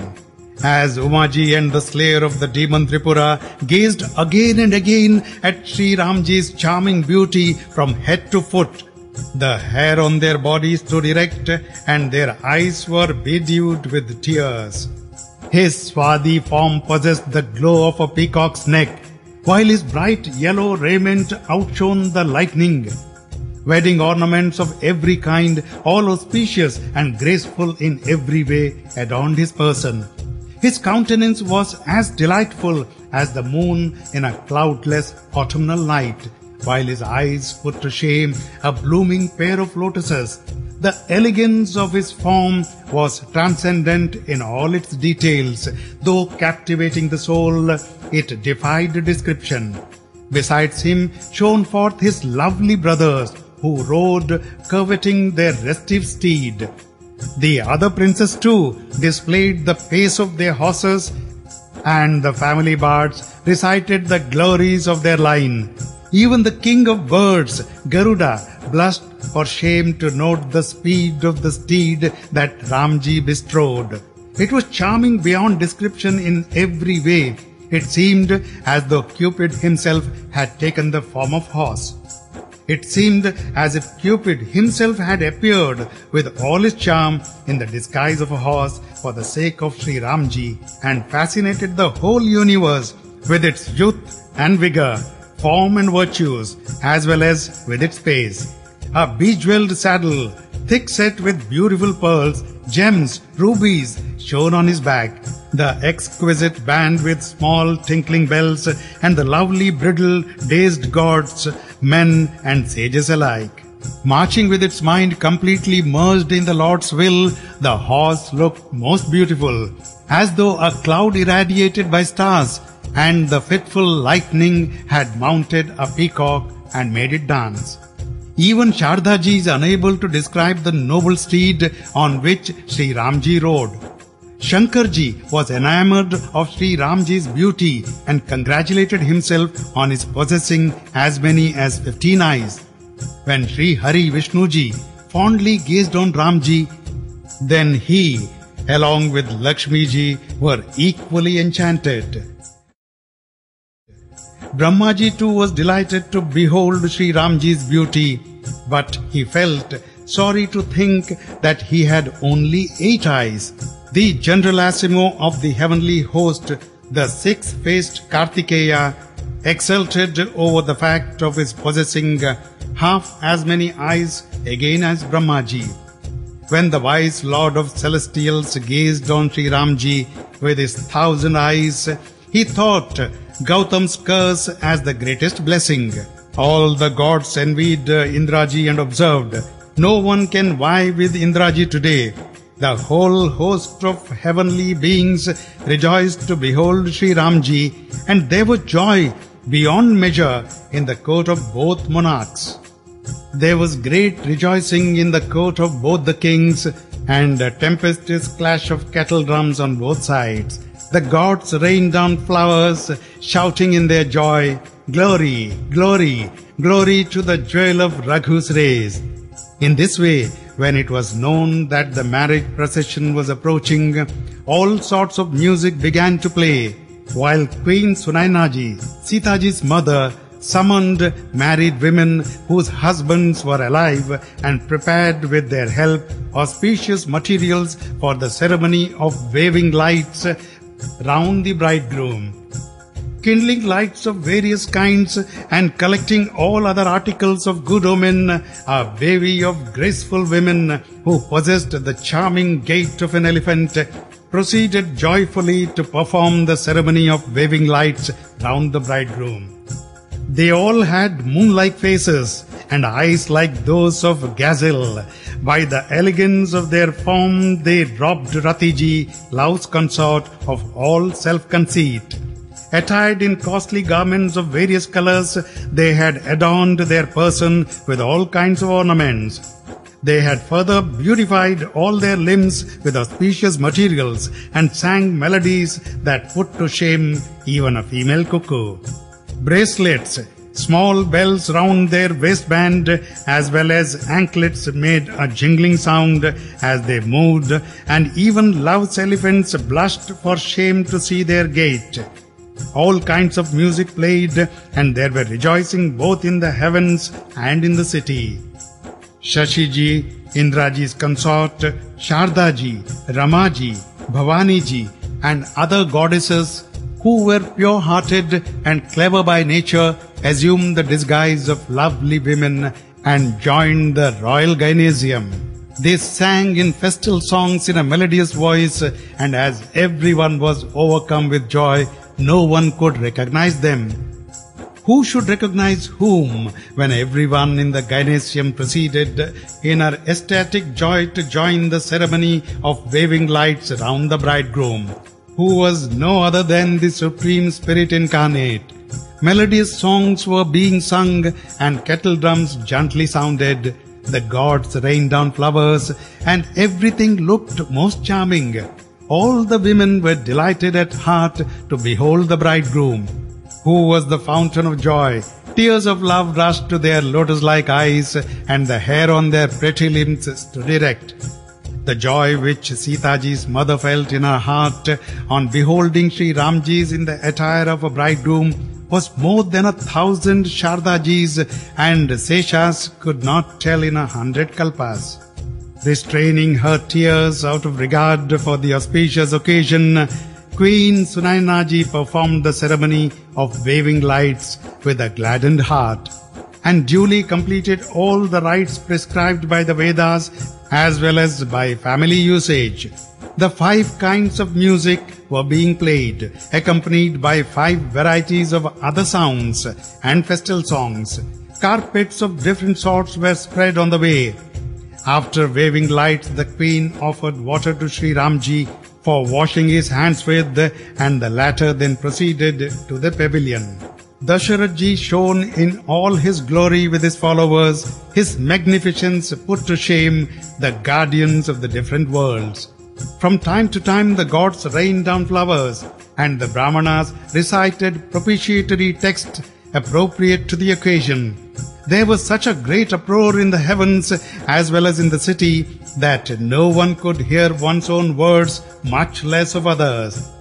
In this way Shri Ramji entered the pavilion. After offering him water to wash his hands with, he was conducted to his seat. When Ramji was installed on the seat reserved for him, lights were waved round him, and everyone rejoiced to behold the bridegroom. Scattering about him gems and raiments and ornaments in profusion, while women sang festal songs. Brahmaji and the other great gods witnessed the spectacle disguised as Brahmanas, and as they gazed on the beauty of Shri Ramji, who delighted Raghu's race, even as the sun brings joy to the lotuses, they regarded this privilege as the fulfillment of their life. Having gathered the offerings scattered about Shri Ramji, the barbers, torchbearers, family bards and dancers bowed their head and gladly invoked blessings on him with a heart overflowing with joy. Having observed every custom that derived its authority from the Vedas or from popular tradition, the 2 kings, Janakji and Dasharatji, embraced each other with great love. The 2 monarchs, while embracing each other, presented a glorious spectacle. Poets made repeated efforts to find a suitable analogy, but felt abashed at their failure. Finding no comparison anywhere, they felt baffled and concluded that the pair could be likened to themselves alone. The gods were enraptured to see the tie of love between the 2 kings, united by marriage alliance. Raining down flowers, they began to sing the glories of both. Ever since Brahmaji created the world, we have witnessed and heard of many a marriage. But it is only today that we have seen the pomp and grandeur on both sides, so well balanced in every respect, and the fathers of the bride and the bridegroom so well matched. Hearing the above voice from heaven, which was so charming yet so true, there was a flood of transcendent love on both sides. Unrolling beautiful carpets on the way and offering water to wash his hands with, Janakji himself conducted Dasharatji to the pavilion with all honor. The marvelous art of the pavilion and its charm captivated the heart of even sages. Yet, wise Janakji fetched and placed with his own hands thrones for all the honored guests. He worshipped the sage Vasishtaji as if he were his own family deity, and supplicating before him, receiving his blessings, while the supreme devotion with which he paid his homage to Kaushika was something too great for words. King Janakji gladly adored Vamdevji, another family preceptor of King Dasharath, and other rishis as well. He gave them all gorgeous seats and received blessings from all of them in return. Again, he paid divine honors to the king of Ayodhya, taking him to be the peer of Shivji and none other, and mentioning how his fortune and rank had been enhanced through relation with King Dasharathji. He made humble supplication to the latter and extolled him with joined palms. King Janakji worshipped all the members of the bridegroom's party with the same honor in every respect as he had paid to the bridegroom's father, and assigned appropriate seats to them all. How am I to describe with my own tongue the warmth of his feeling? Janakji honored the whole bridegroom's party with gifts, polite behavior, supplication and sweet word. Brahmaji, Hariji and Haraji, the guardians of the 8 quarters of the world, and the sun god, all of whom had the knowledge of Shri Ramji's glory, disguised themselves as noble Brahmanas and witnessed the spectacle with great delight. Janakji worshipped them as on a par with gods, and though he recognized them not, assigned them exalted seats.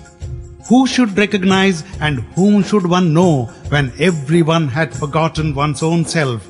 As they gazed on the bridegroom, who was bliss personified, joy was diffused on both sides. The all-wise Ramji recognized the gods, worshipped them mentally, and assigned them seats of his own fancy. And the immortals were delighted at heart to perceive the congenial manners and gentle disposition of the Lord. The graceful eyes of all fondly drank in the beauty of Shri Ramchandraji's countenance with the utmost love and rapture, even as the kakura bird feeds on the moon's rays. Perceiving that the time of wedding had arrived, Vasishtji sent for Satmanji with all the honor due to him, and on hearing the call, the latter came with all reverence. Kindly go and bring the bride quickly now. Receiving the sage's order, he gladly left. The wise queen with her associates was highly pleased to hear the priest's message. She sent for a few Brahman ladies and the elder ladies of the family, who performed the family rites and sang charming festal songs. The consorts of all the principal gods, who were disguised as mortal women, were all naturally lovely and in the prime of their youth. The ladies of Janak's household were delighted to see them, and even though none recognized them, the ladies held them dearer than their life. The queen honored them again and again, treating them on a par with Umaji, Ramji and Shardaji. After adorning Seetaji and forming a circle about her, they joyously conducted her to the pavilion. Equipping themselves with auspicious materials, Seetaji's companions and other ladies conducted her to the pavilion with due honor. Each of them was lovely of form and had practiced all the 16 forms of adornment and moved with the grace of an elephant in rut. At the sound of their melodious strains, the sages felt obliged to give up their meditation, and Lao's own cuckoos were abashed. Their ornaments for the toes and ankles and the charming bangles on their wrists produced a delightful sound, keeping tune with their songs. Seetaji, in her native loveliness, shone forth among the bevy of ladies as a charming personification of beauty in the midst of the graces. Seetaji's elegant form baffles all description. So poor is my wit and so surpassing her charm. When the members of the bridegroom's party saw Seetaji's approach, a veritable storehouse of beauty and spotless in every way, all greeted her from the core of their heart. At the sight of Janki, Ramji had his heart's desire fulfilled. King Dasharatji, with all his other sons, was filled with delight. The joy of their heart could not be expressed. The gods made obeisance and rained down flowers, while the sages uttered their benedictions, which were the source of all blessings. The songs that the ladies sang, combined with the sound of kettle drums, produced a loud symphony. Men and women both were lost in love and rejoicing.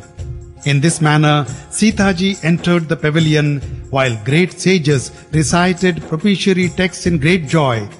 The two family preceptors performed all the religious rites and ceremonies and observed the family customs.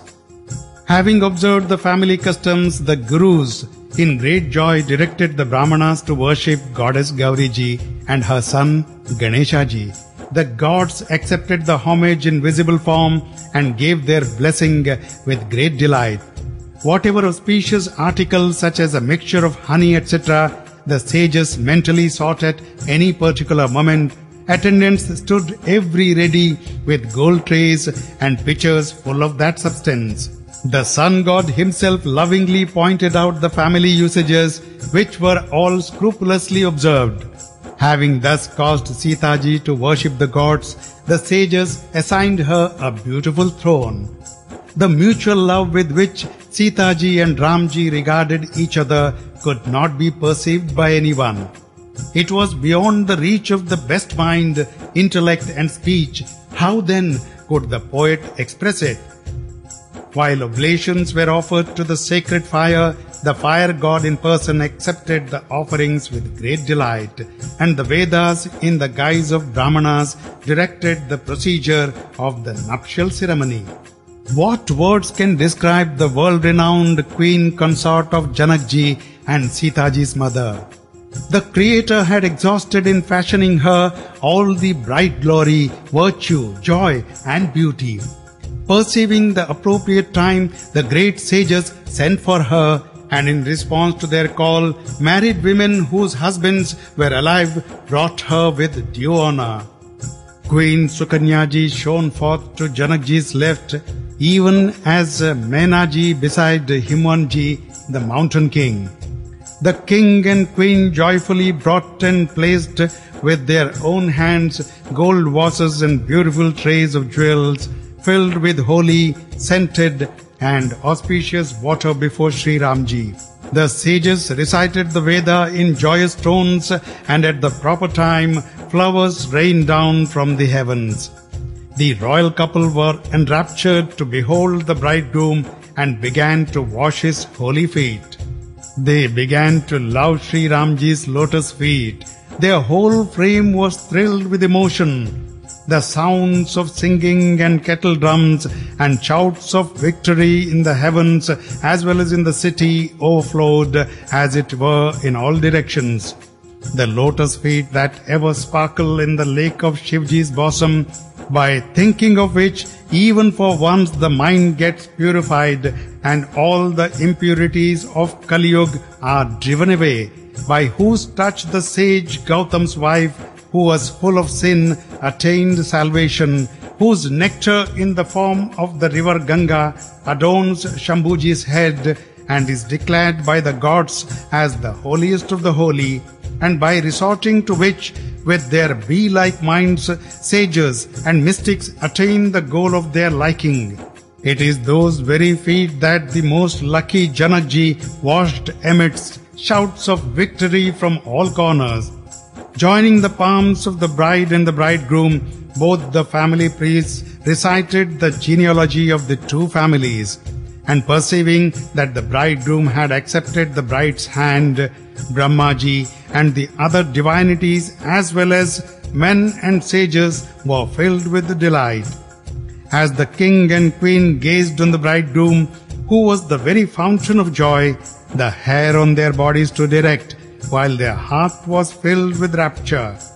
And having gone through all the rites sanctioned either by the Vedas or by familiar usage, the glorious King Janakji gave his daughter to the bridegroom.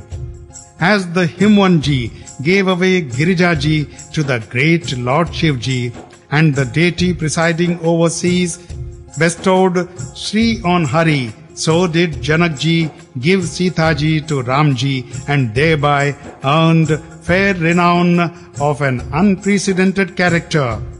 King Videha, Janakji, was unable to make any supplication, since that Prince Shri Ramji of swarthy complexion had justified his name Videha by making him forget everything about his body. When oblations had been offered to the sacred fire with due rite, the ends of garments of the bride and the bridegroom were tied together as a token of their indissolute union, and the couple began to circumambulate the fire in order to show that the two had been united in the presence of the fire god as a witness.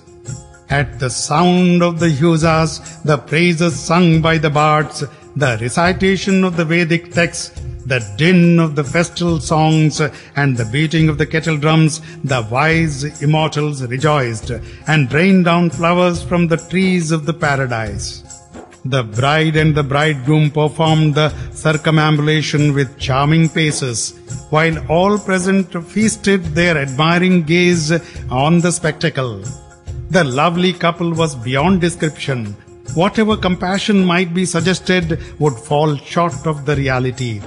Lovely images of Ramji and Sitaji's were reflected on the pillars of the jewels and shone as if Love and his consort Ratiji witnessed Shri Ramji's matchless wedding appearing in numerous forms. Their curiosity and bashfulness were equally great. That is why they revealed themselves and went out of sight again and again. All the spectators were enraptured. Like Janakji, they forgot all about themselves. Joyously, the sages bade the bride and the bridegroom pace round the fire and accomplished all the rites, including the ceremonial gifts. Shri Ramji applied the vermilion to Sitaji's forehead, a sight the charm of which was altogether beyond description. It seemed as if with a lotus surcharged with reddish pollen, a serpent thirsting for nectar decorating the moon. Then Vasishthaji gave the direction and the bride and the bridegroom sat together on the same seat. Shri Ramji and Princess Janaki-ji sat together on a costly seat, and King Dasharath-ji was glad of heart to see them. Joy thrilled along with his veins again and again as he perceived the wish-yielding tree of his meritorious deeds bear new fruits. There was rejoicing all over the universe. Everyone proclaimed that Shri Ramji's wedding had been accomplished. With one tongue, how could anyone describe in full the joy which knew no bounds? Then receiving Vasishthaji's order, Janakji sent for the other three princesses, Mandaviji, Shrutakirtiji and Urmilaji, each clad in a bride's attire. The eldest daughter of his younger brother, Kushaketu, who was an embodiment of goodness, virtue, joy and beauty, he gave in marriage to Bharat after performing every rite with love. Janaki-ji's younger sister, Urmilaji, whom he knew to be the crest jewel of charming girls, Janakji gave in marriage to Laxman-ji with all honor. Finally, the bright-eyed and fair-faced princess Shrutakirti-ji, who was a mine of all virtues and was well known for her beauty and amiability, the king gave to Ripusudan. When each pair of bride and bridegroom saw that they were well matched with each other, they felt shy, but rejoiced in their heart of hearts. Everyone joyfully applauded the beauty of each pair, while the gods rained down flowers. All the lovely brides with their handsome bridegrooms shone forth in the same pavilion as though the four states of consciousness, that is, waking, dream, sound sleep and absorption into Brahmaji, with the face of the soul presiding over each, gleamed all at once in the heart of an individual. The king of Ayodhya was delighted to see his four sons with their brides, as though that jewel of monarchs had realized the four ends of life, that is, worldly riches, religious merit, sensuous enjoyment and liberation, along with the four princesses of their realization, that is, sacrificial performances, piety, practice of yoga and spiritual exercise. All the princes were married according to the same rites as have been described in the case of Shri Ramji's marriage. The richness of the dowry was beyond description. The whole pavilion was packed with gold and jewels. There were a number of shawls, linen and silk of various colors and designs, and of immense value. Elephants, chariots, horses, men servants and maid servants, and cows adorned with ornaments and vying with the cow of plenty, and many other things which were more than one could count and defied description. They alone who saw the dowry could have some idea of it. Even the guardians of the different realms regarded it with envy. The king of Ayodhya gladly accepted it all and gave to the beggars whatever they liked. Only that which was left was taken to the lodgings of the bridegroom's party. Then, with joined palms, Janakji honored the whole bridegroom's party and spoke in gentle tones. Having honored the whole bridegroom's party with courtesy, gifts, supplication and compliments, King Janakji joyfully paid his homage to and greeted the great sages after bestowing his loving attention on them. Bowing his head and invoking the gods, he addressed them all with joined palms. Gods and holy men seek one's love alone. Can the ocean be propitiated by offering as much water as can be held within one's palms? Again, with joined palms, Janakji and his younger brother Kushaketu submitted to the king of Kaushal in winning words full of affection, courtesy and sincerity. By our connection with you, O king, we have now been exalted in every respect, along with this kingdom and all that we possess. Pray look upon us both as your slaves, purchased without any consideration. Taking these girls as your handmaidens, foster them with your unremitting kindness. Pardon me my offense. It was too presumptuous on my part to have called you here. The ornament of the solar rays, King Dasharath-ji, in his turn flooded the bride's father with all kinds of honor. The courtesy they showed to each other was past all telling, for their hearts overflowed with love. Hosts of gods rained down flowers, and King Dasharath-ji proceeded to the palace where he and his party had been lodged amidst the crash of kettle drums, shouts of victory, and the chanting of Vedic texts. There was much rejoicing both in the heavens and in the city. Then, receiving the orders from the chief of sages, Vasishtha-ji, the lovely companions of the brides conducted them along with the bridegrooms to the apartment where the guardian deities of the family had been installed for worship during the wedding days. Again and again did Seeta-ji gaze on Shri Ramji's and shrink out of modesty. Her heart, however, refused to shrink. Her charming eyes, full of love, outshone the fish. Ramji's swarthy form was naturally graceful. His beauty put to shame millions of cupids. Dyed with red lac, his lotus feet, which ever attracted the bee-like minds of sages, looked most lovely. His sacred and charming yellow loincloth outshone the rising sun as well as the lightning.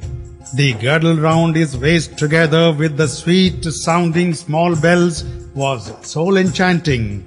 His long arms were adorned with beautiful ornaments. The yellow sacred thread greatly enhanced his charm, while the ring on his finger would ravish all hearts. Beautiful with all sorts of wedding ornaments, he looked most charming. His broad chest was adorned with appropriate ornaments. He had a yellow scarf with fringes of pearls and gems slung partly under his right armpit and partly across his left shoulder. He had a pair of lotus-like eyes and beautiful pendants dangling from the lobes of his ears, while his countenance was a storehouse of all comeliness. He had lovely eyebrows and a charming nose, while the sacred mark on his forehead was an abode of loveliness, and his head was adorned with a beautiful wedding crown which had auspicious pearls and gems strung together and woven into. Precious gems had been strung together and woven into the lovely wedding crown, and each of his limbs ravished the heart. At the sight of the bridegroom, Shri Ramji, the women of the city as well as the pretty celestial ladies all tore blades of grass in order to avert the evil eye. After scattering about his gems, raiment and ornaments, they waved lights around him and sang festal songs. The gods rained down flowers while bards, panegyrists, and rhapsodists uttered his praises. Married women whose husbands were alive happily brought the brides and bridegrooms to the apartment reserved for the tutelary deities, and with festal songs they most lovingly began to perform customary rites. Goddess Gauriji herself taught Ramji how to offer a morsel of food to Sitaji, while Shardaji urged Sitaji to do likewise with Ramji. The whole gymnasium was absorbed in the delight of merrymaking. Everyone enjoyed the fruit of her birth.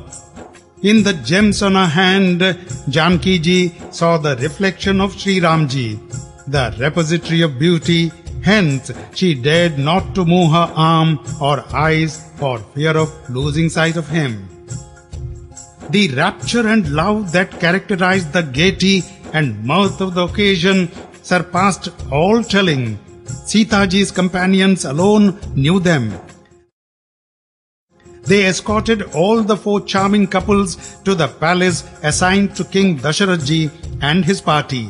At that moment, blessings might be heard on all sides, and there was a great exultation in the city as well as in the heavens. Everyone exclaimed with delight heart, "Long live the 4 lovely couples!" Great yogis, siddhas, eminent sages and divinities sounded their kettle drums on beholding the Lord, and raining down flowers and crying, "Victory! Victory! Victory!" they gladly returned each to his own realm.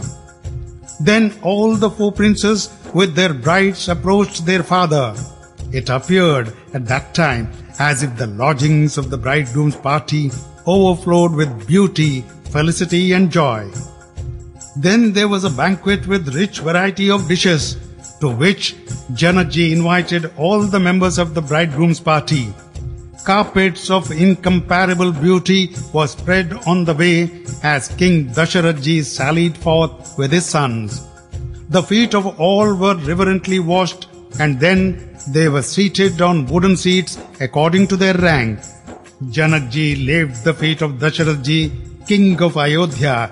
His courtesy and affection were past telling. He then bathed Shri Ramji's lotus feet that are enshrined in the lotus-like heart of Shivji. Similarly, he washed with his own hands the feet of the other 3 brothers also, treating them on a par with Shri Ramji. King Janakji assigned an appropriate seat to each guest and sent for all the cooks for service. Leaves joined together so as to serve for plates were set before the guests with due reverence. Leaves which were made of precious stones and had been joined with gold pins. Clever and polite cooks passed round, and in a trice they served all with curry and boiled rice mixed with clarified butter extracted from cow's milk, all of which were pleasing and delicious and had been cooked with purity. Taking the 5 initial morsels as an oblation for the 5 vital airs, the guests commenced dining and were enraptured to hear songs full of raillery. Confections of various kinds, sweets as ambrosia and more delicious than one could describe, were served to them. Expert cooks then began to serve a variety of seasoned articles which were too numerous to be named. Of the 4 categories of food mentioned in the scriptures, that is, that which can be directly swallowed, that which must be masticated before it can be gulped, that which can be licked with the tongue, and that which can be sucked. Each comprised an indescribable variety of dishes. Similarly, there were seasoned dishes of various kinds, having 6 different flavors, each flavor being exhibited in numberless varieties. As the dinner was in progress, women railed in melodious strains at men and women both, mentioning each by name. Even raillery at an opportune time is agreeable and welcome. King Dasharatji and his whole party felt amused to hear it. In this way, the whole party dined and in the end they were all reverently supplied with water to rinse their mouth with.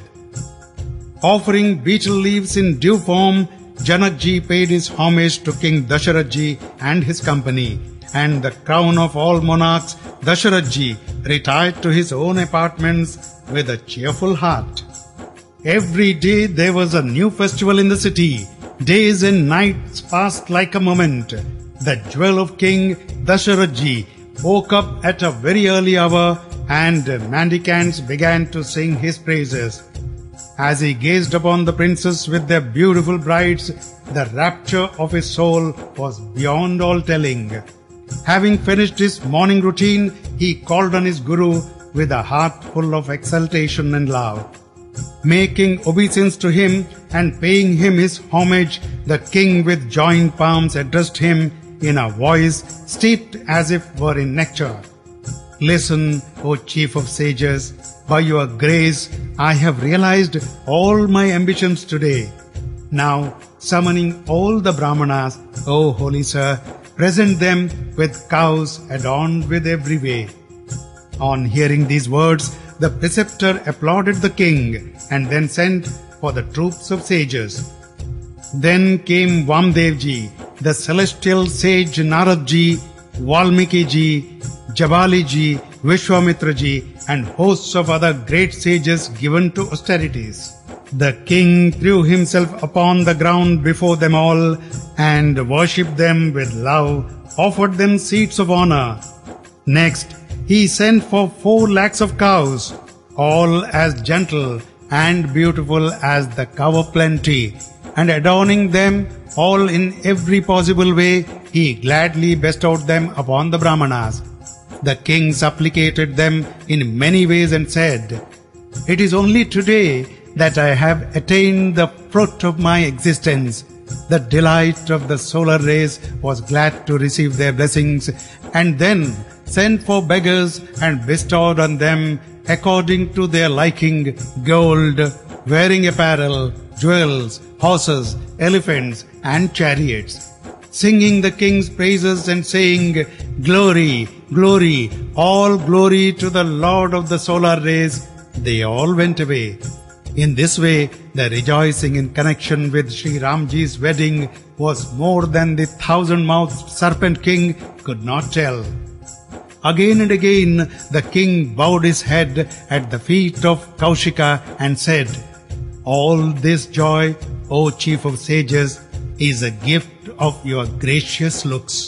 King Dasharatji extolled in every way Janakji's affection, amiably, affluence and doings.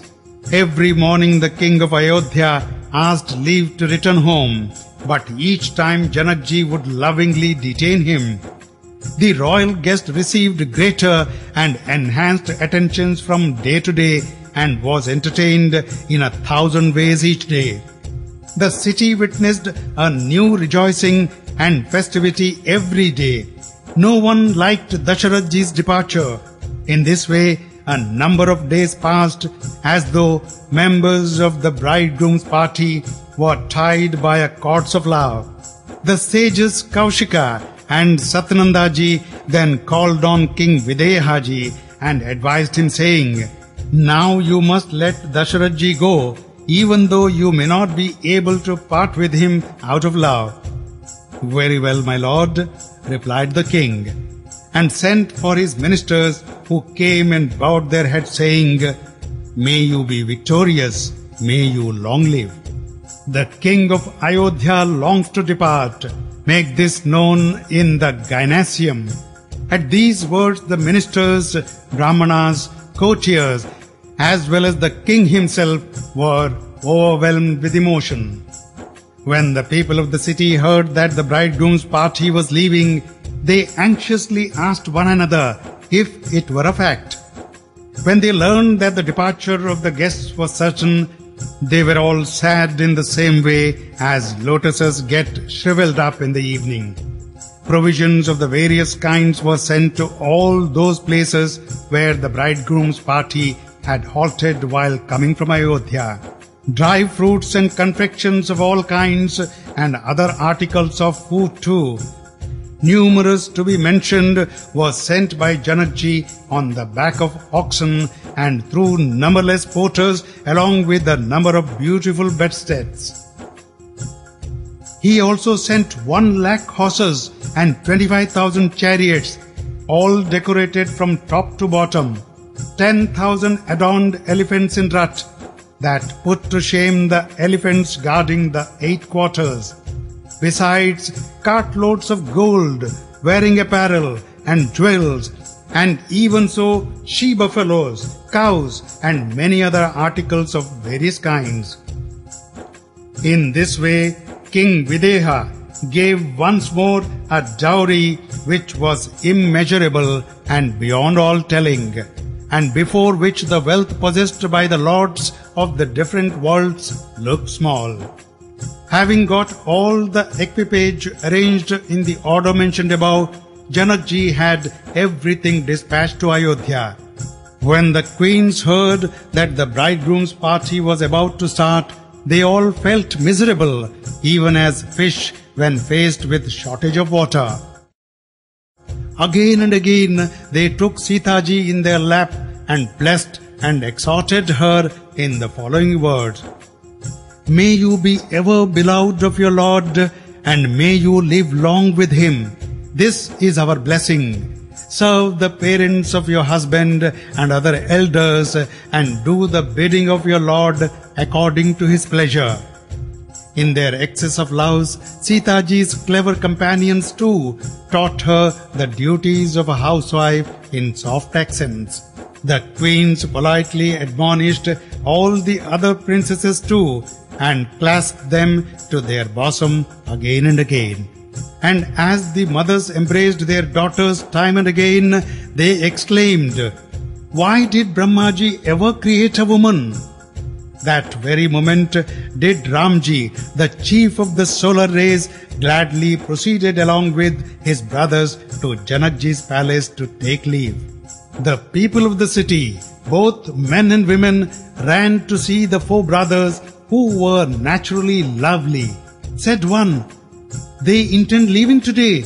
King Videha has made all arrangements for their farewell. So let your eyes drink in their beauty. The 4 princes have been our most welcome guests. Who knows, friend, what virtuous deed we have performed, in return for which Providence has unexpectedly brought them before our eyes. Even as a young man should stumble on nectar, or he who has been starving all his life should be able to discover a wish-yielding tree, or as one of the damned in hell should attain to the abode of Sri Hariji, even so have we been blessed with their sight. Gaze on Sri Ramji's beauty and treasure. It is in your heart. Let your mind fondly cherish his image, even as a serpent loves the gem in the hood." Thus, delighting the eyes of all, the 4 princes were sent to the royal palace. The ladies of the gynecium were transported with joy to behold the 4 brothers, who were oceans of beauty as it were, and the mothers-in-law, in their ecstatic mood, scattered gift and waved lights about the bridegrooms. Greatly moved at the sight of Sri Ramji's beauty, they affectionately fell at his feet again and again. Their heart being wrapped in love, the feeling of shyness had bid them adieu. How could their natural affection for their sons-in-law be described? After rubbing the body of Sri Ramji and his brothers with cosmetics, they were given bath and were most lovingly entertained with dishes containing the 6 flavors. Finding it a suitable opportunity, Sri Ramji spoke in accents full of amiability, affection and modesty. "Our royal father intends leaving for Ayodhya and has sent us here to take leave of you. Therefore, mothers, grant us permission with a cheerful mind and ever regard us with affection as your own children." The ladies of the gynecium were distressed to hear these words. The mothers-in-law were too overwhelmed with emotion to speak a word. They clasped all the princes to their bosom, and while giving them to their lords, made humble submission to them. With humble submission, Queen Sunaina-ji committed Seeta-ji to Ram-ji, and with joined palms prayed again and again, "I offer myself as sacrifice to you, my all-wise darling. You know what passes in my mind of all. May you know that Seeta-ji is dear as life itself to the whole family, nay, to the entire population of the city, much more to me and to her royal father. Therefore, considering her meekness and affection, O Lord of Tulsi-ji, treat her as your maidservant. You have your desires ever fulfilled. You are the crest jewel of the wise, and it is love alone that attracts you. You perceive only the good points of your devotees. You eradicate their weaknesses and are an abode of mercy, Ramji." So saying, the queen remained clinging to his feet. It seemed as if her speech had been lost in the quicksands of love. On hearing her fine speech, which was full of affection, Shri Ramji honored his mother-in-law in ways more than one. While seeking her permission with joined palms, he made obeisance to her again and again. Having received her blessings, the Lord of Raghus bowed his head once more and then departed with his brothers. Treasuring up in their heart Shri Ramji's lovely and beautiful image, all the queens were overcome with emotion. Then recovering themselves, they called their daughters and embraced them again and again. They escorted to some distance and then embraced them once more. The love on both sides swelled to a considerable extent. While meeting their daughters again and again, they were parted by the companions of the princesses, even as a cow who has just brought forth a calf may be parted from the latter. All men and women, including the companions of the princesses and the ladies of the gymnasium, were overpowered by emotion. It seemed as if pathos and the parting of lovers had taken up their abode in the capital of the Videhas. The parrots and the mynas, who had been reared by Princess Janaki-ji and having been kept in cages of gold, had been taught to speak, cried in distress, "Where is Videha's daughter?" On hearing their wail, who would have the patience to stand the sight? When birds and beasts were distressed in this way, how can one depict the feelings of the human breast? Then came King Janak-ji with his younger brother Kushadhwaj of supreme dispassion. His strength of mind took leave of him the moment he gazed on Seeta-ji. The king clasped Janak-ji to his bosom, and the great embankment of wisdom toppled down. All his wise counselors admonished him, and realizing that it was no occasion for wailing, the king recovered himself. Again and again he pressed his daughters to his bosom and ordered beautiful and well-equipped palanquins to be brought. The whole family was overwhelmed with emotion, yet perceiving that the auspicious moment had arrived, the king invoked Lord Ganesha-ji and his consort Siddhi-ji and helped the princesses to ascend the palanquins. King Janak-ji admonished his daughters in ways more than one, and instructed them in the duties of a woman as well as in family customs.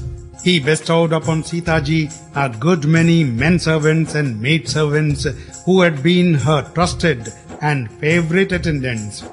As she proceeded on her journey, the citizens felt miserable, while good omens, which were all fountains of blessings, appeared. Accompanied by a crowd of Brahmanas and his counselors, the king himself followed his daughters to escort them. When it was found that the time of departure had come, music began to play, and the members of the bridegroom's party made ready for their chariots, elephants and horses. King Dasharatha-ji summoned all the Brahmanas and sated them with gifts and courtesy. The king placed the dust of their lotus feet on his head and was glad to receive their benediction. Invoking the elephant-headed Ganesha-jis, he set out on his journey when many good omens, which were the roots of felicity, occurred. The gods gladly rained down flowers and heavenly nymphs sang as the Lord of Ayodhya joyfully set forth for his capital amidst the clash of kettle drums. King Dasharatha politely persuaded the respectable citizens to retire, and having reverently called all the mendicants, he bestowed on them ornaments and clothes, as well as horses, elephants, and satiating them with love, he made them all self-supporting. Glorifying the king again and again, they all returned with Shri Ramji in their heart. The Lord of Ayodhya importuned King Janakji over and over again, but out of affection for his relative, the latter would not turn back. Once more King Dasharatha addressed him in polite terms. I beg you to turn back, O king. You have already advanced too far. At last, King Dasharatha got down from his chariot and remained standing, while his eyes overflowed with torrents of love. Then spoke King Videha with joined palms, and in accents imbued with the nectar of love, how and in what words should I make my supplication to you? You have conferred such high honor on me, O great king. The king of Kaushala showed every respect to the father of the bride and his relative, Janakji. The embrace in which they held each other was characterized by utmost humility, and their heart could not contain the love they felt. King Janakji bowed his head to the throng of sages and received blessings from them all. Next, he reverently embraced his sons-in-law, the four brothers, each a mine of beauty, amiability, and goodness, and joining his graceful lotus hands, he spoke in accents begotten of love, as it were. How can I extol you, O Ramji, sporting as you do in the hearts of sages as well as of the great Lord Shivjis, like a swan in the Mansarovar lake, that for whose sake yogis, those given to contemplation, practice yoga, contemplation, renouncing anger, infatuation, the feeling of meum and pride, the all-pervading Brahmaji, absolute, who is imperceptible and imperishable, the embodiment of consciousness and bliss, at once the sum and negation of all attributes, who is beyond the ken of speech and mind, who is past all speculation but is only inferred by all, and who is the same at all times. That root of all joy has appeared before my eyes. Everything is easy of access in this world to a living being when God is propitious. You have exalted me in every way and accepted me as your own servant. If there were 10,000 Shardajis and Seshas, and if they were to count millions of kalpas, the tale of my good fortune, I tell you, and the record of your virtues could not be exhausted, O Lord of Raghus. I make bold to say something on the strength of my conviction that you are pleased with the slightest devotion. I repeatedly beseech you with joined palms that my mind may never be deluded into deserting your feet. On hearing these polite words saturated with love, Shri Ramji, who had all his desires fulfilled, felt gratified. With the greatest courtesy, the latter honored his father-in-law, treating him on par with his own father, Kaushika or Vasishtaji. The king then humbly approached Bharat and, embracing him with affection, gave him his blessings. Paying his respectful compliments to Janakji's again and again, the Lord of Raghus set out on his journey with his three brothers. Janakji approached Kaushika, clasped his feet, and put the dust of the same on his head and eyes. He said, Listen, O Lord of sages, to him who has been blessed with your sight, nothing is unattainable. Such is my heart's conviction. The joy and the bright renown which the regional lords of the universe long to have, but feel too diffident to expect, such a joy and glory has been brought within my reach, and all achievements follow on seeing you. In these words, King Janakji made humble submission to Vishwamitraji bowing his head again and again, and returned after receiving his blessings. The bridegroom's party started on its return journey to the sound of kettle drums. All the sections, both big and small, were transported with joy. Men and women of the villagers, as they gazed on Shri Ramji, felt gratified on realizing the objects of their eyes. Halting at convenient stages in course of the journey and gladdening the people on the roadside, the marriage procession approached Ayodhya on a sacred day. Kettle drums were beaten and the good tableau sounded, accompanied by the blast of the sackbuts and the conchs, and the neighing of horses and trumpeting of elephants. Similarly, there was a clash of cymbals and drums, while clarinets played sweet tunes. The citizens were all delighted to hear the procession coming. The hair on their bodies stood erect. They all decorated their own beautiful houses, as well as the markets, streets, squares and gates of the city. All the lanes were watered with perfumes. Here and there, festal squares were filled in with elegant devices. The bazaar was beautified beyond all description with festal arches, flags, banners and canopies. Trees of the areca nut, the plantain, the mango, the bakula, the kadamba and the tamala were transplanted along with their fruit. The beautiful trees thus planted touched the ground on account of their being laden with fruits. They had basins of precious stones constructed around them with exquisite skill. Festal vases of various kinds were ranged in order in every house. Brahmaji and other gods were filled with envy to see the birthplace of Shri Ramji. The king's palace looked very charming on that occasion. Its decoration captivated the heart of Cupid himself. It looked as if spacious omens and loveliness, affluence and mystic powers, joys and smiling prosperity and all kinds of rejoicings had assumed a naturally beautiful form and taken their abode in the palace of King Dasharathji. Tell me who would not feel tempted to have a look at Shri Ramji's and Videha's daughter. Married women whose husbands were alive sallied forth in troops, each eclipsing love's consort Ratiji by her beauty. They all carried articles of good omen and were equipped with lights for waving round the bridegrooms. As they moved along singing all the way, it appeared as if goddess Bharatiji, the goddess of speech, had appeared in so many forms. The king's palace was full of hilarious tumult. The joy of the occasion was ineffable. Kaushalyaji and other mothers of Shri Ramji were so overwhelmed with emotion that they forgot their own body.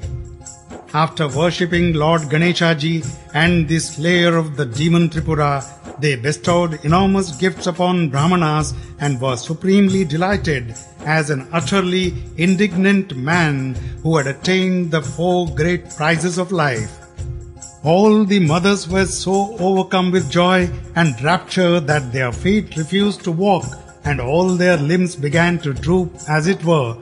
Full of intense longing for a sight of Shri Ramji, they began to get everything ready for the reception of their sons. Music of every kind started playing, while Sumitraji gladly got together articles of good omen, such as turmeric, blades of durva grass, curds, ordinary leaves, flowers, betel leaves, areca nuts, auspicious roots, unbroken rice, sprouts of barley, gorokana, parched paddy, and lovely blossoms of the basil plant. Exceedingly charming gold vases, painted with various colors, looked like nests built by Cupid's own birds. Auspicious perfumes defied all description. In this way, all the queens prepared all sorts of auspicious articles. They got ready rows of lights arranged in various devices for waving round their sons, and with a cheerful heart sang melodious festal strains. Carrying in their lotus hands salvers of gold laden with articles of good omen, the queen mothers proceeded joyfully to greet their sons, every limb of their body throbbing with emotion. The sky became dark with fumes of burning incense, as though overhung with the fast gathering clouds of the month of Shravana. The gods rained down wreaths of flowers from the trees of paradise, which looked like rows of herons in their graceful flight. Lovely festoons made of jewels looked like rainbows appearing in a row. Charming ladies appearing on housetops as quickly as they went out of sight looked like the fitful flashes of lightning. The beat of drums resembled the crash of thunder, while beggars were as clamorous as the Kataka birds, frogs and peacocks. The gods poured down showers in the form of sacred perfumes, which gladdened the crop in the form of all citizens. Perceiving that the propitious hour had arrived, the preceptor Vashishtaji gave the word, and the jewel of Raghu's race, King Dasharathji, gladly entered the city with all his flowers, fixing his mind on Bhagwan Shambhuji, Goddess Parvatiji, and their son, Lord Ganeshaji. Good omens manifested themselves, and the gods rained down flowers to the beat of drums, while celestial dames danced for joy, singing melodious triumphant songs. Bards, minstrels, rhapsodists, and skilled dancers chanted the glory of Shri Ramji, who illumines all the three worlds. Auspicious shouts of victory and the sacred and melodious chanting of the Vedas were heard in all the 10 directions.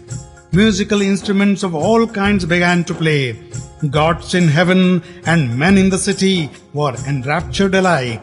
Members of the bridegroom's party looked smart beyond description.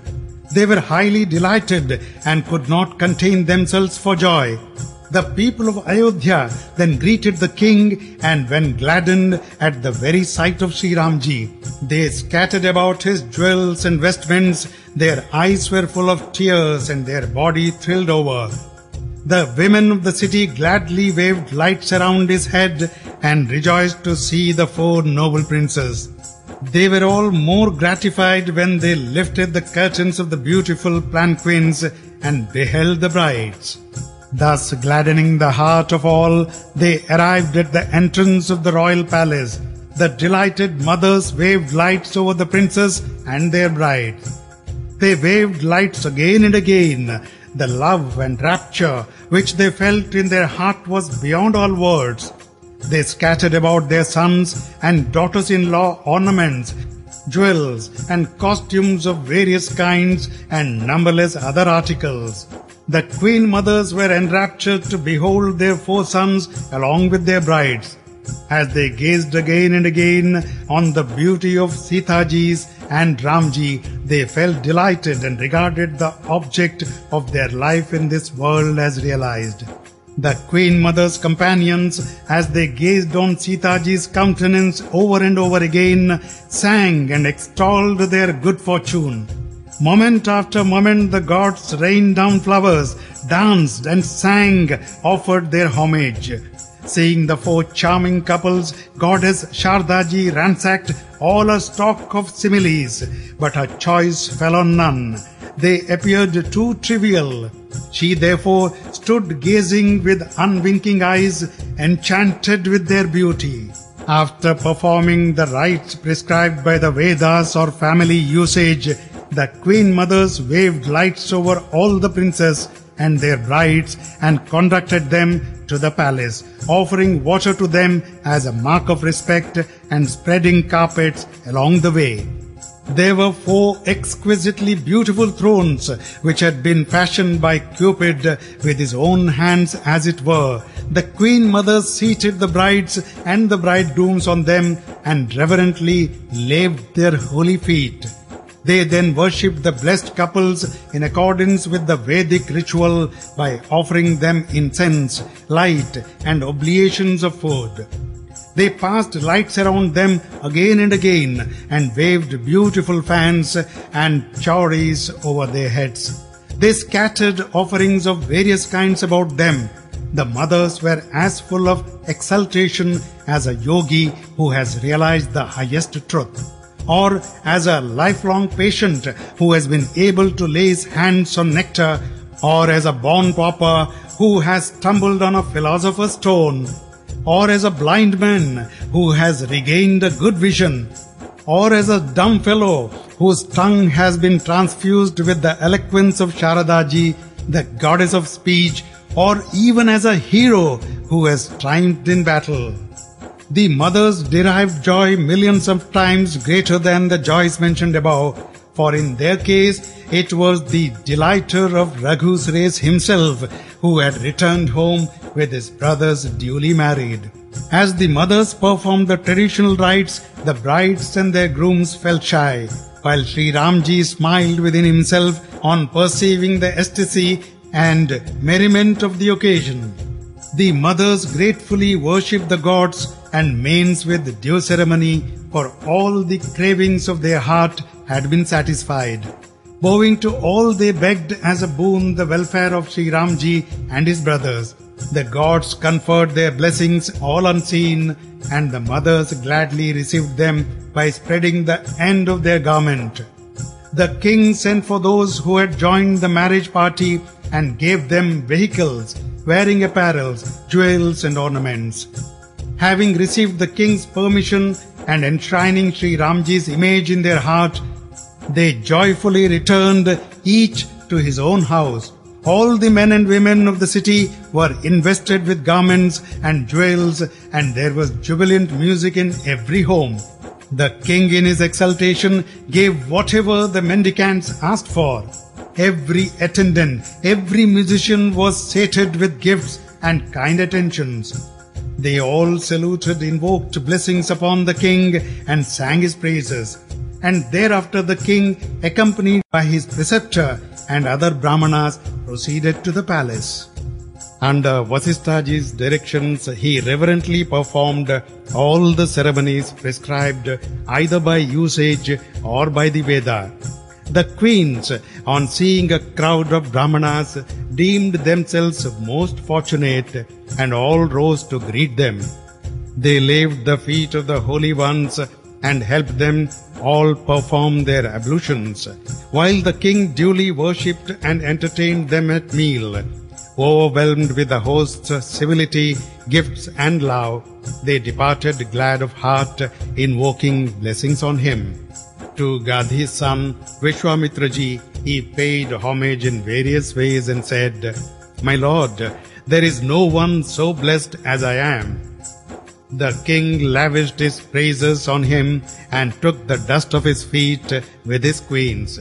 He assigned the sage a fine quarter in his own palace, while the king and his whole gynecium kept a vigilant eye on his wants, even though unexpressed. Again he adored the lotus feet of his preceptor Vasisthaji and made humble submission to him with great affection of his heart. All the princes with their brides and the king with his queens bowed to the preceptor's feet again and again, while the great sage invoked blessings on them all. With his heart overflowing with love, he made entreaties to the Guru and placed his sons and all his wealth before him. The great sage, however, asked for and accepted only his customary due as a family priest for the ceremonial occasion and blessed him in profusion. And with the image of Seeta ji and Ramji installed in his heart, he gladly proceeded to his own residence. The king then summoned all the brahmanas, dames, and invested them with beautiful robes and ornaments. He next sent for the married women of the city whose husbands were alive and who, though born in Ayodhya, were married elsewhere, and presented them with garments of their liking. All those who were entitled to receive gifts and presents on ceremonial occasions received their dues from the Jewel of Kings, who rewarded them according to their choice. And the king duly honored those guests whom he regarded as worthy of affection and adoration. The gods who witnessed Shri Ramji's wedding rained down flowers while applauding the jubilation. And with the beat of the drum, the celestials gladly proceeded each to his abode, talking to one another of Shri Ramji's glory with their heart overflowing with love. Having shown everyone all possible honor, the king, whose heart was overbrimming with joy, visited the private apartments and beheld the princes with their brides.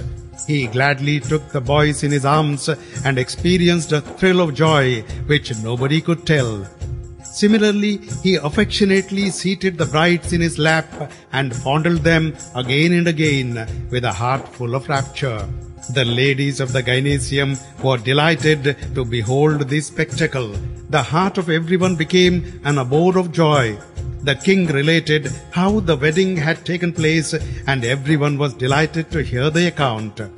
The goodness, amiability, nobility, loving nature, and the splendid wealth of King Janakaji were extolled by the King Dasharathji in a variety of ways, even as a rhapsodist would do, and the queens were enraptured to hear the record of his doings.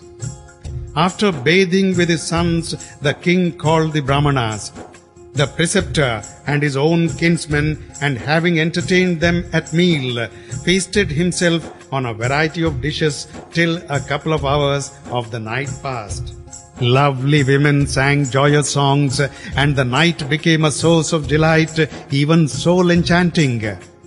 After rinsing their mouth, the king and his party were all given betel leaves and adorned with garlands and sandal paste, etc. They looked most charming. Looking once more at Shri Ramji's and having received his permission, they proceeded each to his own house, bowing their heads to him.